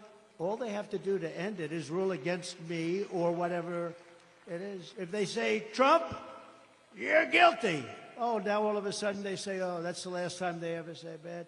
But they can't do it because these people have weaponized the Justice Department, including local DAs and local attorney generals and Fani, you know, Fani spelled F-A-N-I. My name is Fani, F-A-N-I. I don't figure it. You put a little French accent on the word with her lover Wade, right? Lover Wade, we call him, lover boy Wade. She hired him, paid him almost $1 million because of his great knowledge of the law. He never did it before. With us today is Daniel Campos, a pilot in Venezuela who now lives in Pennsylvania. Great gentleman. Daniel came to tell us what you think of Kamala Harris leading our country into socialism. We're being led into socialism, but the socialism will be short-lived. It's going into communism.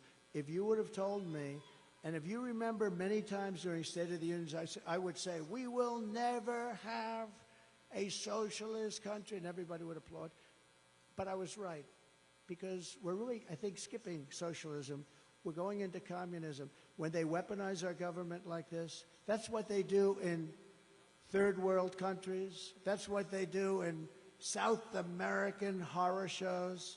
That's what they do in banana republics. They've weaponized it, but I believe ours is even more corrupt. The New York court system is totally corrupt. They use the state and the city to go after me. They take top people in the Department of Justice and put them in the Attorney General. Letitia James, she campaigned on, I will get Trump. And they then go there, and then they go into the Manhattan DA's office. They use Hillary Clinton's lawyer and the Democrats' law firm to leave the firm and go into the DA's office in order to prosecute Donald Trump, free of charge. They're not going to charge.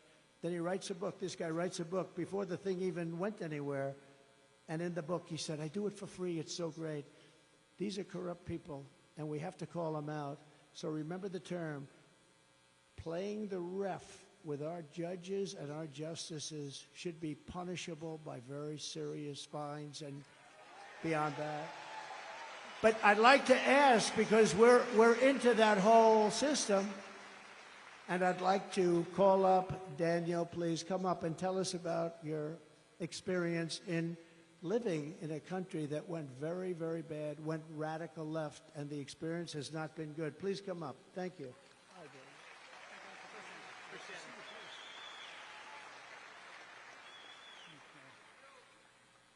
All right. First of all, hi everybody. Thank you for coming here and supporting the president.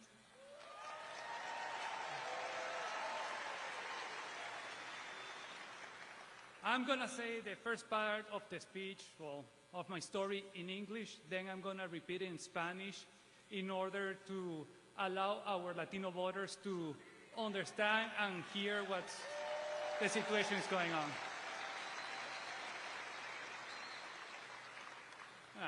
First of all, as the President already said, I'm from Venezuela.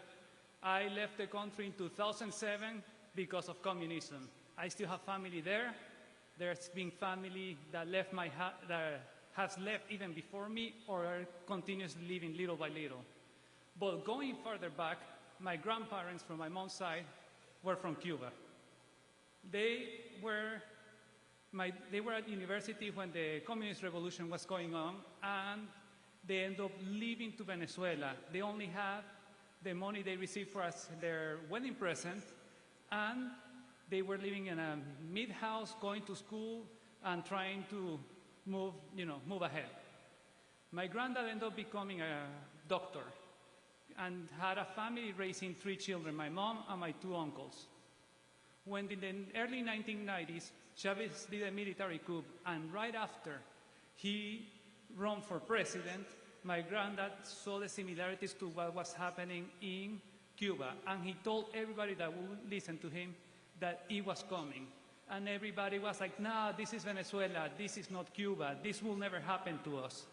And guess what? It happened to us, and has been happening to other Latin American countries as well. So when they tell you here, it will never happen, that's not true. We lived it, now here we are. So in 2007, we ended up leaving because the socialists and the government started changing the education system to make it more like the Cuban education system.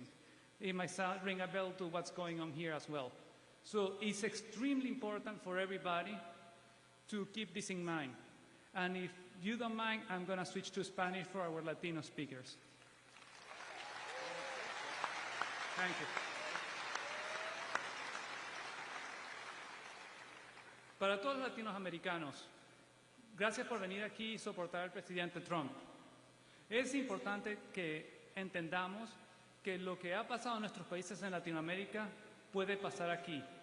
Como mencioné, mis abuelos son de Cuba, se fueron por el comunismo, llegaron a Venezuela, sin ninguna base, solo un poco de dinero, salieron adelante y mi abuelo se convirtió en doctor y crió a mi madre y a mis 2 tíos.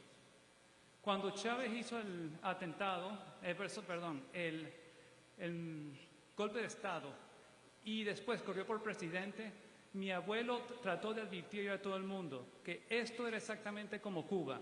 Nadie le hizo caso. ¿Qué pasó? Chávez entró y 20 años después aquí estamos.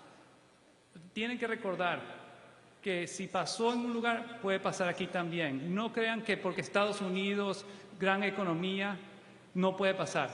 Puede pasar y vamos encaminados.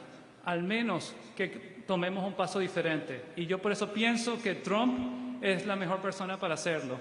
Going back in English, that we are going on a path that is taking us to what Venezuela became. And the only way right now that we can avoid keep going down that path is making Trump president again.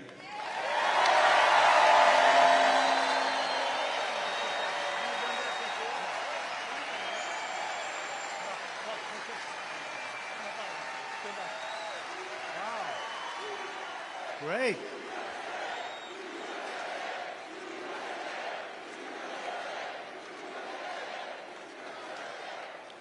What a fantastic job. I said, have you done that before? He said, no, sir.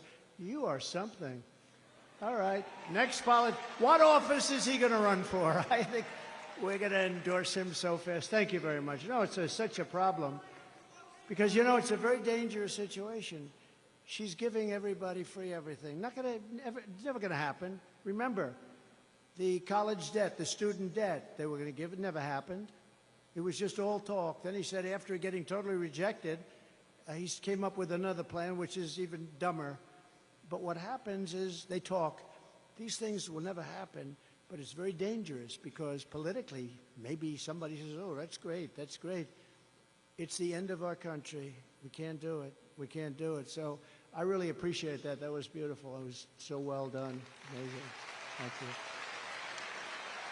In addition to defeating Kamala Harris, you need to defeat your terrible Democrat Senator Bob Casey. You know, I've been in Washington for a long time. I mean, I barely met the guy. You know, most of these guys I get to meet in one form or another, for better or worse. I hardly know this guy. I never really remember meeting him.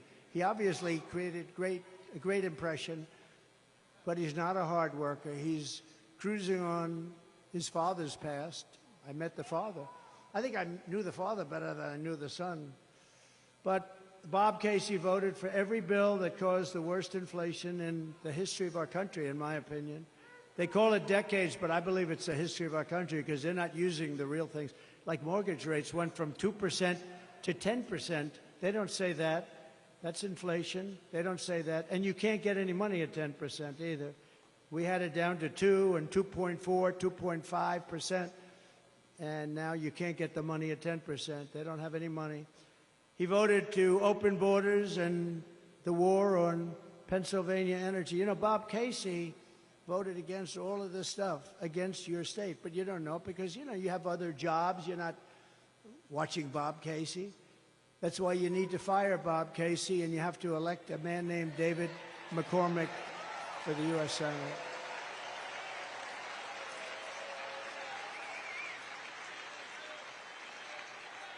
Dave is strong on borders, great on taxes. He wants to reduce your taxes. You know, all my life, I've been involved, usually from the other side. It's called writing checks.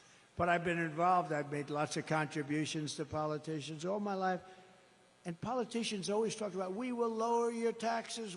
That's all they talked about is lowering taxes. This is the only group I've ever seen where they say, we are going to increase your taxes. I've never heard of it before. And by 4 times. I gave you the biggest tax cut in the history of our country. And bigger than the Reagan tax cuts. And they expire in a few months, and they want to not renew them. If that's the case, you're going to pay 4 times the tax that you're paying right now. And then they, on top of that, want to increase your taxes to pay for the Green New Scam. You know what the Green New Scam is? The oceans will rise 1/8 of an inch over the next 400 years. But they don't talk about a madman that's building nuclear missiles right now. That's your real global warming. It's not this. Your global warming is war.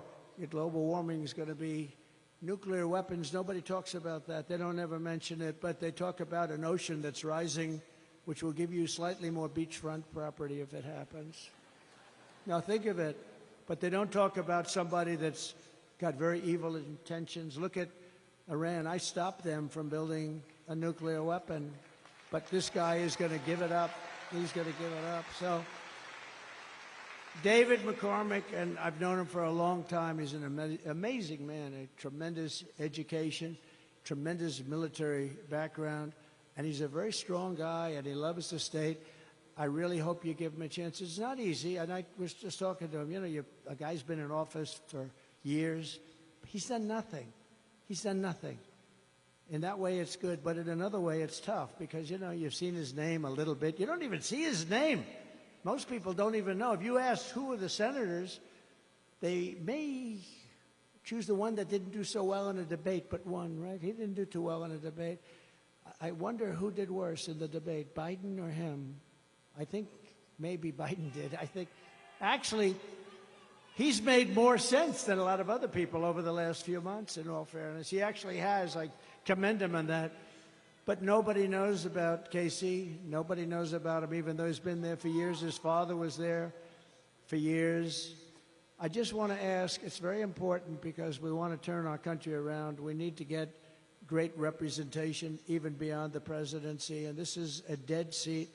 It's a seat that voted with this group of people, Barack Hussein Obama and Biden, and her, because she was a part of it. You know, she's now trying to claim that she has nothing to do with Biden. She had nothing to do with the administration.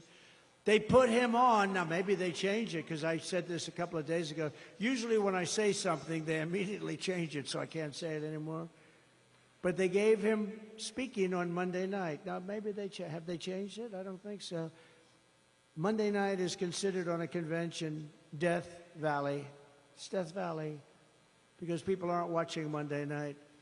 So they deposed a president. It was a coup of a president. This was a coup. Nancy Pelosi, Crazy Nancy, she's crazy as a bedbug. Crazy Nancy went in and laid it out. And she never thought he was good, because she's smart, cunning, nasty, mean, but she's crazy. And she went in and she said, "You're getting out." And he said, "No, I'm not. Only God will get me out," right? Isn't that what he said? Only God. And within about 24 hours, he announced that he was going to get out. And he won it. He went through a primary system. She didn't. He beat her in the primary. She ran along with 22 people. She ran. She was the first one out because she was no good. She was no good. And now she's running. And this is not what our country is all about. And he feels terrible, and he's a very angry man. I watched him yesterday. He's a very angry man. I think he hates them more than he hates Donald Trump, and that's hard to believe. I really do. He's an angry man, and he should be an angry man. They walked in, and they stole the presidency of the United States from him. Now, I think he was a terrible president. I think he was the worst president in the history of our country. I think that Jimmy Carter is the happiest man on earth today. He's not a young man, because Jimmy Carter's presidency was brilliant, brilliant by comparison to this. But she was a big part of it, and she's going to be an even bigger part. Now she wants to give our whole country away. And just as Daniel and others have said, I mean, our country's going to die, and yet it's scary because she's given so much away. I mean, who's not going to vote to get some money for a house? It's never going to happen. It's trillions of dollars. It's never going to happen. But who's going to vote? I mean, people will maybe vote for this. I said before, it may be good politics, but it's going to destroy our country. The Washington Post, one of the most evil print journalism. They've lost a lot of people over the last couple of years. It's nasty. They came out with an editorial excoriating her.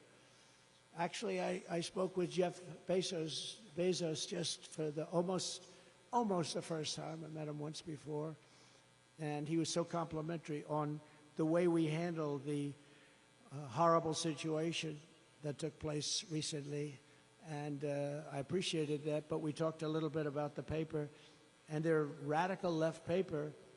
They excoriated her in today's editorial, excoriated her. And I give the Washington Post tremendous credit. I believe the New York Times did or is about to do the same thing. But when they're going after somebody because they're far, far, it's not even left. Every single country that's done this, it's been done many times because it's so easy to say, I'm going to give you this, I'm going to give you that, we're going to put price controls on food. How do they do that? We're going to say the beans are going to cost this, cereal's going to cost. Doesn't work. And what happens is you end up with huge inflation and no product because you can't make it anymore because they lose money hand over fist. So it doesn't work. But it's scary because sometimes people vote for it because it sounds good. It sounds good, but it's really bad. We're going to give you tax cuts. We're going to give you additional tax cuts. We made our country wealthy. We made our country better than it had ever been before. And we did it. We did it. We had, the big difference is we had a man serving for 3.5 years with her at his side. And we had us, and prior, we did a great job on COVID, never got the credit. I got great credit for the economy, in all fairness to the fake news. I got great credit for the economy, great credit for the military. We defeated ISIS. We had no new wars. We rebuilt our military. Think of that. We came up with a new and very important organization, to put it mildly. First time since the Air Force, almost 80 years, Space Force. And we took space.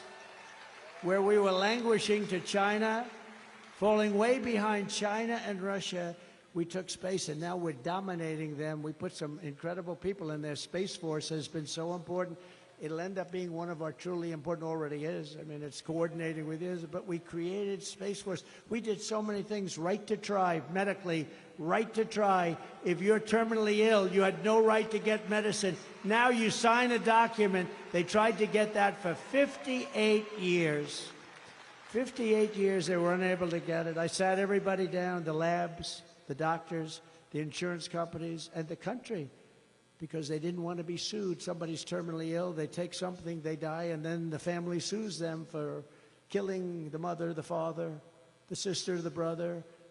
And I said, no, you're going to sign a document, and you're not going to sue anybody, but you're going to go home, and you're going to have the greatest drugs in the world that won't be approved for another 4 or 5 years of terminally ill. And we have saved thousands and thousands of lives. Thousands. So we did a lot, and we have a lot of other things planned. Oh, by the way, all of that great work done. We have the greatest lab technicians, the greatest doctors, the greatest laboratories in the world. All of that under her system gets wiped out. They're close to a lot of great cures. I worked very hard on that. I also worked very hard on the FDA, getting them to bring it down, because it was going to take an average of 12 years to get something approved. I got it down to 5. I wanted to get it down to 2, but things have to happen. But we got it way, way down, and we came up with things. And we have thousands of people that are living today that were considered terminally ill just a short while ago. It's one of the things I'm most proud of. It's called Right to Try. And hopefully nobody in this room needs it. But if you do, you don't have to go to Asia, you don't have to go to Europe, or if you have no money, you go home and you die. That's what happens. Mostly people don't have any hope. They go home and die. Now you have Right to Try, and thousands of people are living right now that would not be living. We're also pleased to be joined by a very special man, a friend of mine who's been a warrior from day one, Dan Muser, Congressman Dan Muser. Thank you, Dan. Great job. Mrs. Muser, thank you. What a great job. Thank you. Thank you both for being here. He's really been, no, I'm telling you, he's been fantastic. A man who would defend me a lot on fake news, CNN, a former senator from your state who was your Commonwealth, who was frankly a very talented man. He was very good on television. He spent most of his time defending me. Rick Santorum, former senator. Rick, thank you very much. I appreciate the defense. Thank you. Former Congressman Fred Keller. Fred, thank you very much, Fred. You look good. You look good. He looks good. Pennsylvania Treasurer Stacey Garrity. Thank you, Stacey. Great job you're doing. The next congressman from Pennsylvania's 8th Congressional District, Rob Brenahan. Thank you, Rob. Good. Great primary win. That was a big primary. I endorsed him. Great job. That was a big win. Candidate for the 7th Congressional District, Ryan McKenzie. Ryan, thank you. Congratulations. A man who we picked because, unlike a lot of states, including this one, we were leading by a lot, and then all of a sudden, a miracle happened. We had another miracle happen about 4 weeks ago, too. But this was a big miracle, and they found millions of votes. They found a lot of votes. But they didn't do that in North Carolina, where he was the head of the Republican Party. And I said, who is that guy? His name is Michael Whatley, and we appointed him the head of the RNC, the Republican National Committee. And he is doing a fantastic job. Really, really a great job. Thank you very much. Who's going to keep their cheating down to a minimum, right?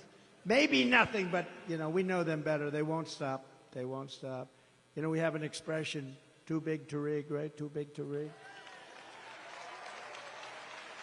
And we're leading by a lot. Even though we now have to run against somebody. Think of it, I spend $100 million? Now I have to run against somebody else. Is that fair? I think they should reimburse me for the $100 million. Who wants to collect? Does anybody want to go and collect? I'll get Front Row Joe to collect.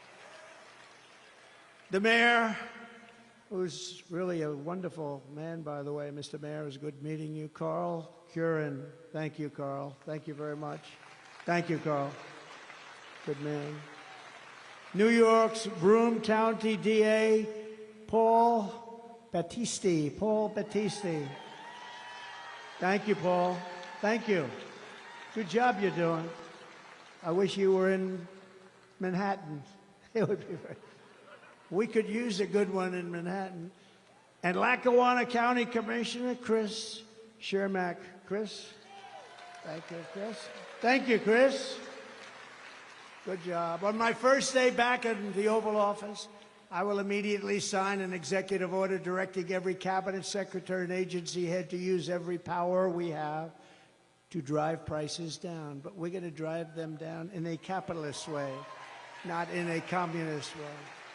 At the center of this effort will be to end Kamala's war on American energy, and we will drill, baby, drill. We're going to get your energy prices down. We're going to get your energy prices down by 50%. The Kamala presidency will mean death for Pennsylvania energy. Remember that. It'll mean death for Pennsylvania energy. Kamala imposed a natural gas export ban to cripple Pennsylvania energy producers. You do know that she's against this whole energy thing that you have going, which is by far the most important thing you have from an economic standpoint, a job standpoint. She's against it. Kamala supports a carbon tax on the working class, and she's vowed that she will ban fracking, which means 423,000 plus at least 150,000 jobs beyond that. Pennsylvania is going to always be fracking because we desperately need the energy and we desperately need the jobs. But she will end it. She will end it.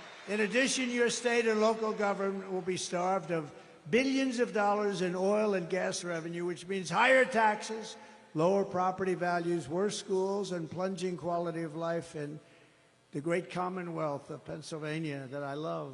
I've spent a lot of time here. I told you I went to school here, the Wharton School of Finance at Penn. Under my leadership, we will make America energy independent and energy dominant, and Pennsylvania energy workers will lead the way. You're going to lead the way. It's big stuff. To further combat inflation, I will terminate Kamala Harris's Green New Scam. It's the greatest scam maybe ever played. And rescind all of the unspent funds. We're going to take those unspent funds and use them for roads and bridges, and we're going to give back a lot of money into the Treasury and pay down debt. To make both new and used cars more affordable, I will end the Biden-Harris electric vehicle mandate on day one. One of the most ridiculous things. One of the most ridiculous things. Kamala now claims to want to cut red tape, but in less than 4 years, she's buried American families in regulations costing a typical household much more than $5,000 per year. Think of that, just with their red tape.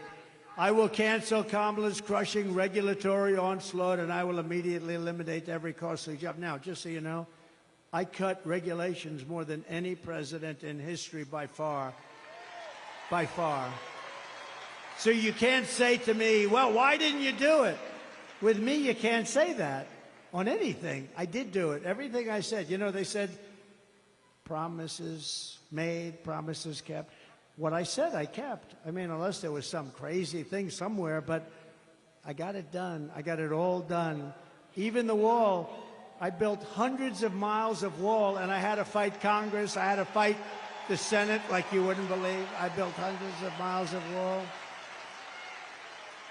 And I ended up taking it out and winning in court. We had 11 lawsuits by mostly Democrats like Nancy Pelosi. We had 11 different, we won every one of them. But think of it. I built the wall. I said, I'm taking it out of the military because our country's being invaded. This is an invasion of our country. And we built hundreds of miles of wall. Then we built and had made an extra 200 miles that we were going to use to expand it further than I ever said. And it was made and ready to be installed, and we had a rigged election. And what happened after that was they didn't want to do it, and they sold it for 5 cents on the dollar. 5 cents. Very sophisticated stuff, too. To get economic relief to workers and families, I will make the Trump tax cuts permanent, and we will have no tax on tips, which she copied. She copied. You all know by now she came out a few days ago and she said there will be no tax on I said that months ago. But here's one that she hasn't copied yet. To help seniors on fixed incomes who are suffering the ravages of horrible inflation caused by Crooked Joe and Kamala, there will be no tax on Social Security. So get out. And I get it done. I will get it done. They won't. They haven't even promised it to you, but they won't get it done if they do. And I will always protect Social Security and Medicare for our great seniors, just as I did for 4 incredible years. By contrast, Kamala Harris has a 3-step plan to destroy Medicare and Social Security.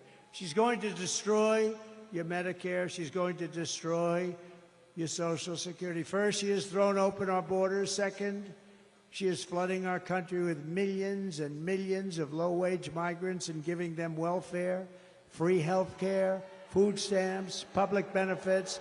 And third, she wants to make them all citizens of the United States. Many of them coming from prison, many of them coming from mental institutions, and many are terrorists. She wants to make them citizens, dumping them onto Medicare and dumping them into your beautiful Social Security program. Remember, for 4 years, I saved Social Security. I never gave an increase. I never raised the age by 5 years, which is what they're going to end up doing. With me, it's staying the way it is. We have a lot of ways we're making money. We don't need to take it away from our seniors. The millions of illegal aliens pouring in under border czar. She was the border czar, right? She was the border czar. Now, about a month ago, she said, I wasn't the border czar. She was the border czar. But it doesn't matter. She was in charge of the border, 100%. But border czar Harris are coming in from the worst places, some of the most dangerous countries in the world. And as I said, they're emptying out their jails and prisons, and they're emptying out their mental institutions, and they're dumping them into our country. What's happening to our country is shocking. It's unacceptable. And we have no choice. We're going to do the largest deportation in the history of our country. We have no choice.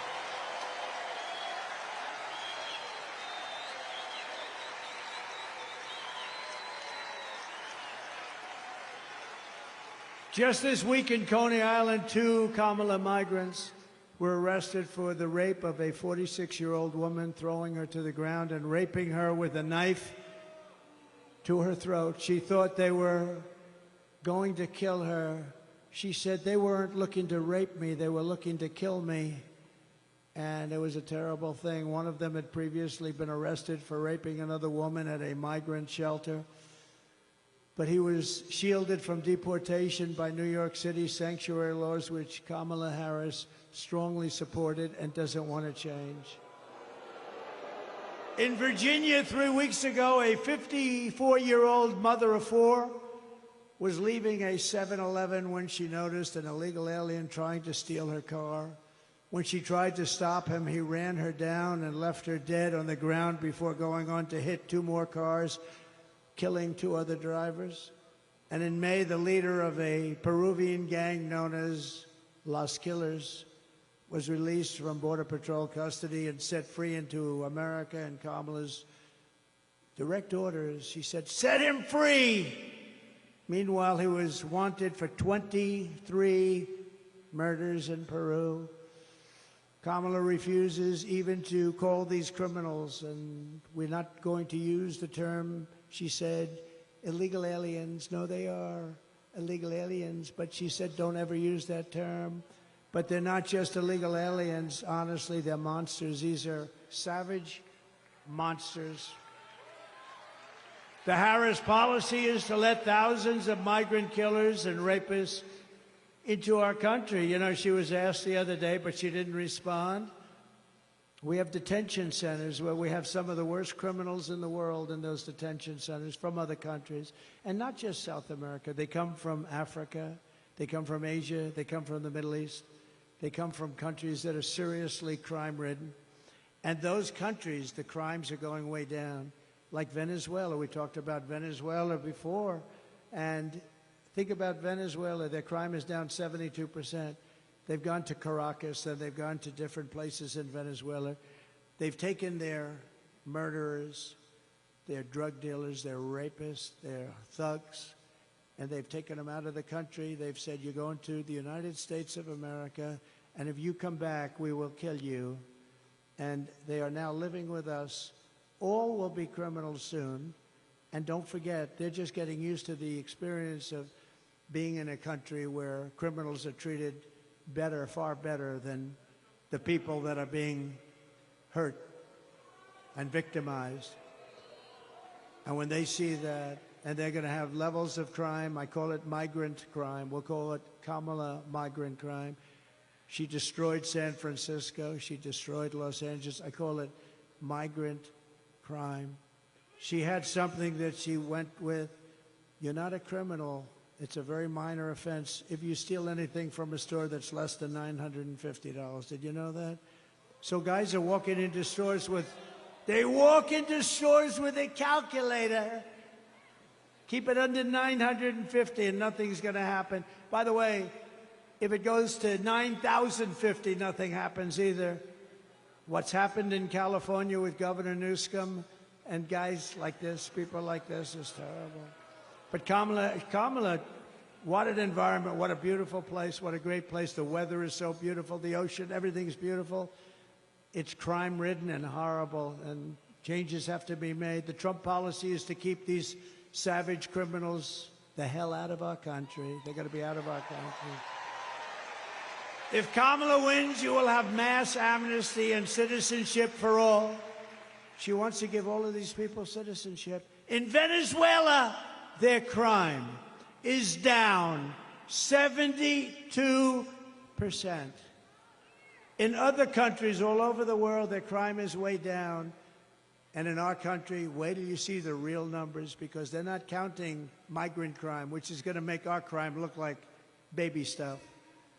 If I win, you will have the largest operation of police to take care of us. They have to take care of us. They want to take care of us. They want to do their job. As Border Patrol wants to do their job.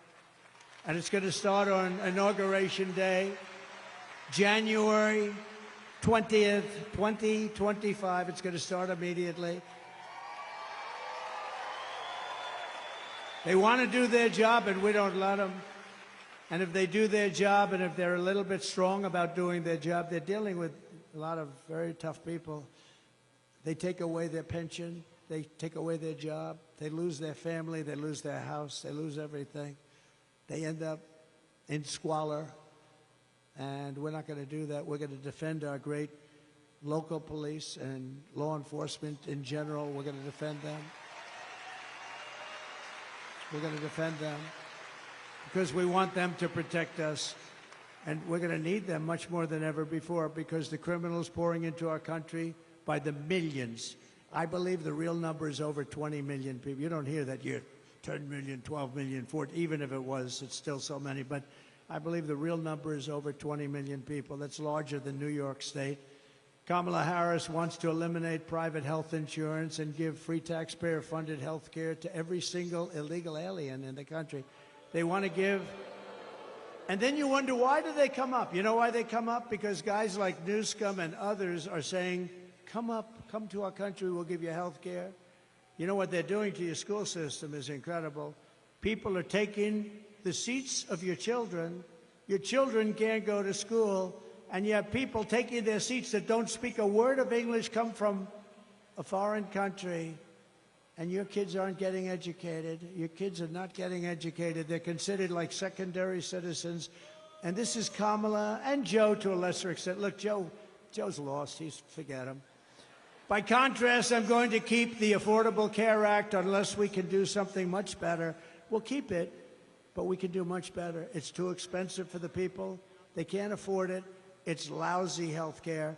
If we can do something better, we're working on it. If we can do something better, but we will never let anybody touch it unless we have something better. We're going to deliver lower prices, lower drug costs, and new options that will dramatically reduce the crushing burden on all American patients. And Kamala and Crooked Joe, they try and take credit for $35 insulin, but I was the one that did the $35 insulin, not them. Just kicked in during their administration. I remember a few years ago, I said, boy, oh boy. They said, sir, this will kick in over the next 2.5, 3 years. I said, what about now? You couldn't do it, just a process. I said, you know, I hope I win the presidency because I want to get credit for that. But, you know, he gets up there, oh, we got $35. I got it. Kamala Harris's Democrat Party is the party of health care for illegals. The Republican Party is the party of common sense. We really are the party of common sense, ultimately. So we will bring back our supply chains, and they've been so devastated. Our supply chains are devastated. You order something, and they say, sir, that'll be 4 months. And then 4 months comes up, and they say it's going to be another 4 months. It's stuck at sea. They have no idea where the hell it is. But we're going to bring them back from China and other foreign countries, ending costly supply chain disruptions, and they are really bad. They're as bad now as they were, but we get used to it. We're living like a third world country. Who thought? As we reduce burdens on domestic manufacturers, American workers will make our critical goods better and cheaper right here in the USA and right here in the Commonwealth of Pennsylvania.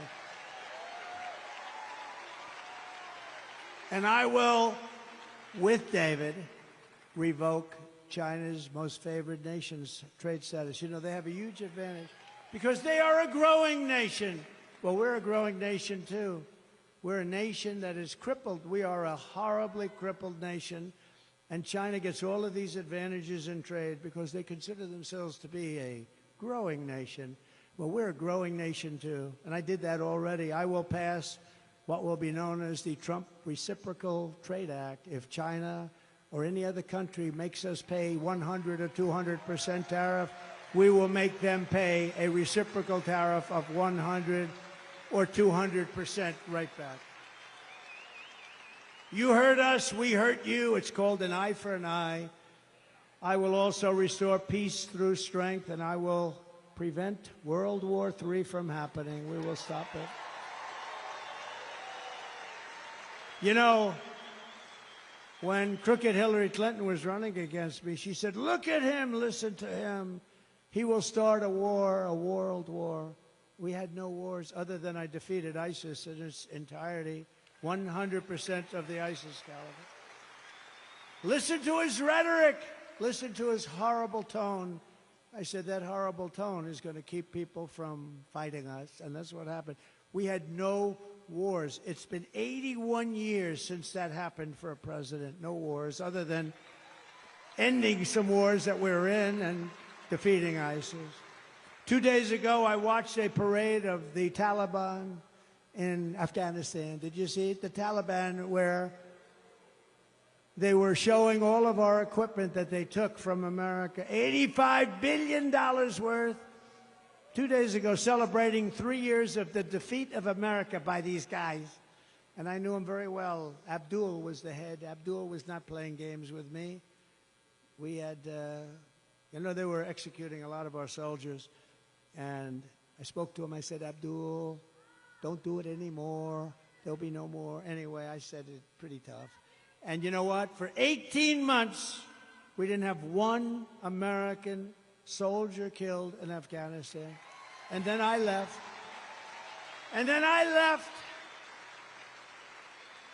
And this bunch of incompetent people took over, and it all started up again. And then they had the most embarrassing day in the history of our country, I thought. But she bragged about being the last person in the room that night, the night that they decided to do whatever they decided to do. In other words, She had the final vote, and she bragged about it. It's been the most embarrassing moment in the history of our country, Afghanistan. It should have never, ever happened. We should have gotten out with dignity and strength. And you don't take your military out first. You take your military out last. They couldn't believe we did it. Under Trump, we will have no more wars, no more disruptions, and we will have prosperity and peace for all. And again, we're going to bring back that American dream for all of the young people in this audience and some of the old ones. This is how we will end the era of inflation, mayhem, and misery under Kamala and crooked Joe Biden, and unleash safety, prosperity, and promise for Americans of every race, religion, color, and creed. Every single one of them are going to understand peace and wealth, and you're going to be we're going to be a dominant force again. We're going to be respected as a country again. Right now, we're being laughed at. Together, we will deliver low taxes, low regulations, low energy costs, low interest rates, low inflation. We had almost no inflation during my 4 years, almost nothing. And they went up to 9.5%, and that number is a fake number because they don't add the worst categories. It was much higher than that. But it was record-setting inflation that everyone can. We're going to make sure, afford your groceries, afford a car, afford a home, low interest rates. We're going to get it all down. We will stop the invasion. We will end migrant crime. We will support our great police. We will strengthen our military, build a missile defense shield over the top of our country, an Iron Dome. It'll be a great Iron Dome, and much of it will be made right here in the Commonwealth of Pennsylvania. Why shouldn't we have that? Why shouldn't we have that? Other countries can have it, but we can't. It was our idea. It was our, Ronald Reagan wanted it many years ago, but then, in all fairness, you didn't have the technology. Today you do. We're going to have an Iron Dome to protect us from the lunatics out there. And we're going to keep critical race theory and transgender insanity the hell out of our schools, and we're going to keep men out of women's sports. No men in women's sports.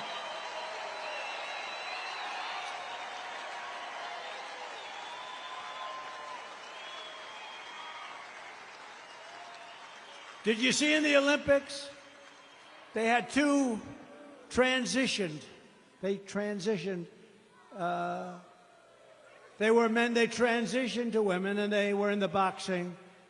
And a young Italian woman was boxing one of the transitioned men, and she got hit with a jab, just boom. A jab is not like the hard. This is the harder one, right? If you're right-handed. Boom. And she backed up. She said, what just hit me? I just got hit with a horse. What just hit me? Think of that. Then he did it again. Boom. And she said, okay, that's enough. 2 jabs. Then the other one. And by the way, he went on to easily win the gold medal. He just walked through everybody. He won the gold medal. Then there was another one, a transitioned man, and he also won the gold medal. He transitioned, and he won the gold medal very easily. So the 2 fighters won the gold medals very easily. And she came out, the Italian girl, beautiful girl, very good boxer. And she said, nobody's ever hit me like that. 2 jabs. She said, I've never been hit. She just said, that's enough, that's enough. It's crazy. It's so demeaning to women. How about the weightlifting? Hundreds of pounds more, hundreds. Records that haven't been broken in 18 years. 1/8 of an ounce here, 1/8 of an ounce. And they can't do it. You could do it. They can't do it. And a guy comes out, excuse me, a transitioned person. Ching. How much more is that? Oh, that's 128 pounds more. How crazy is this? Our country has gone crazy. And we're going to put it back on track. We are the party of common sense. We will defend the Second Amendment, restore free speech, and we will secure our elections. Everyone will prosper. Every family will thrive. We're going to be a thriving country again. And every day will be filled with joy, opportunity, and hope. Right now, it's filled with sorrow. It's sorrow. People are so embarrassed by what's happening to our country. They're waiting for Iran to drop weapons all over Israel, but it hasn't happened. You know why? Because our country is willing to pay them billions and billions of dollars. How about where they negotiate? I had 58 people. We negotiated and we didn't pay. 58 hostages I got out, 59 I think, and got them out even from North Korea, the toughest. Had a good relationship with Kim Jong-un, but I got them out. But you never pay, because once you pay, you gotta pay. How about we pay $6 billion, $6 billion, and we get some out, and in the case of Russia, they get the Prince of Doom. You know who the Prince of Doom, the greatest arms dealer, they say, in the history of the world, and they got him, and we also gave $6 billion. It's so embarrassing, so embarrassing. And the world is watching. And you know, when you pay $6 billion, all of a sudden people are going to be disappearing from the streets all over the place. And it's a very bad precedent is being set in many ways, including the weaponization of our government. You know, I could have done that with Hillary Clinton. And I said to myself, how would it look? We're trying to unify the country. How would it look if I had arrested and put in prison the wife of the President of the United States? I thought it was not good. And then they do that to me. They want to put me away. But you know what? I get indicted for you. To me, I'm just here. I'm just standing in their way. I said to them, fellas, you know, I was no fan of Hillary, but I said, how would it look if we put her in prison? We're going to put Hillary Clinton, the wife and a Secretary of State, we're going to put her in prison. But we never did this stuff. And then I came along. It's double standard. They do. They want to do it to me. So far, they've been very unsuccessful, but they would like to. We must defeat Kamala Harris, and we must stop her country-destroying liberal agenda, liberal like nobody's ever seen in the history of our country. So get your friends, get your family, register, volunteer, get out and vote for that guy right there, David.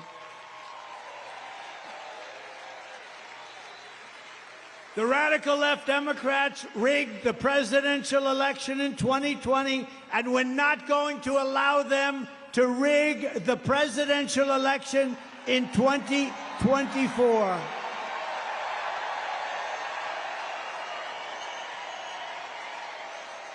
And we want a landslide. Not going to let it happen. We're not going to have a country left. You know, you need two things to start. You need a strong, beautiful, fair border, and you need fair and free elections, and we have neither, right? We have neither. On November 5th, we will save our economy. We will rescue our middle class. We will reclaim our sovereignty and restore our borders. We will put America first, and we will fight, fight, fight. We're going to fight. We're going to fight for our country.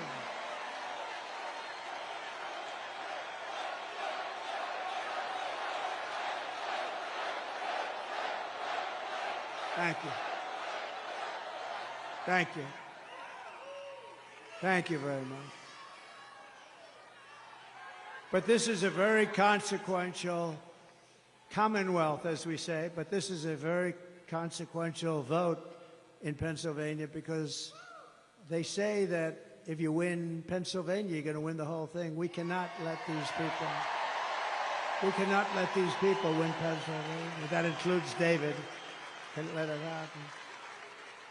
And together we will make America powerful again. We're going to make it powerful, powerful. We will make America wealthy again. We will make America strong again. We will make America proud again. We will make America safe again. We will make America free again. And we will make America great again. Thank you very much, Pennsylvania.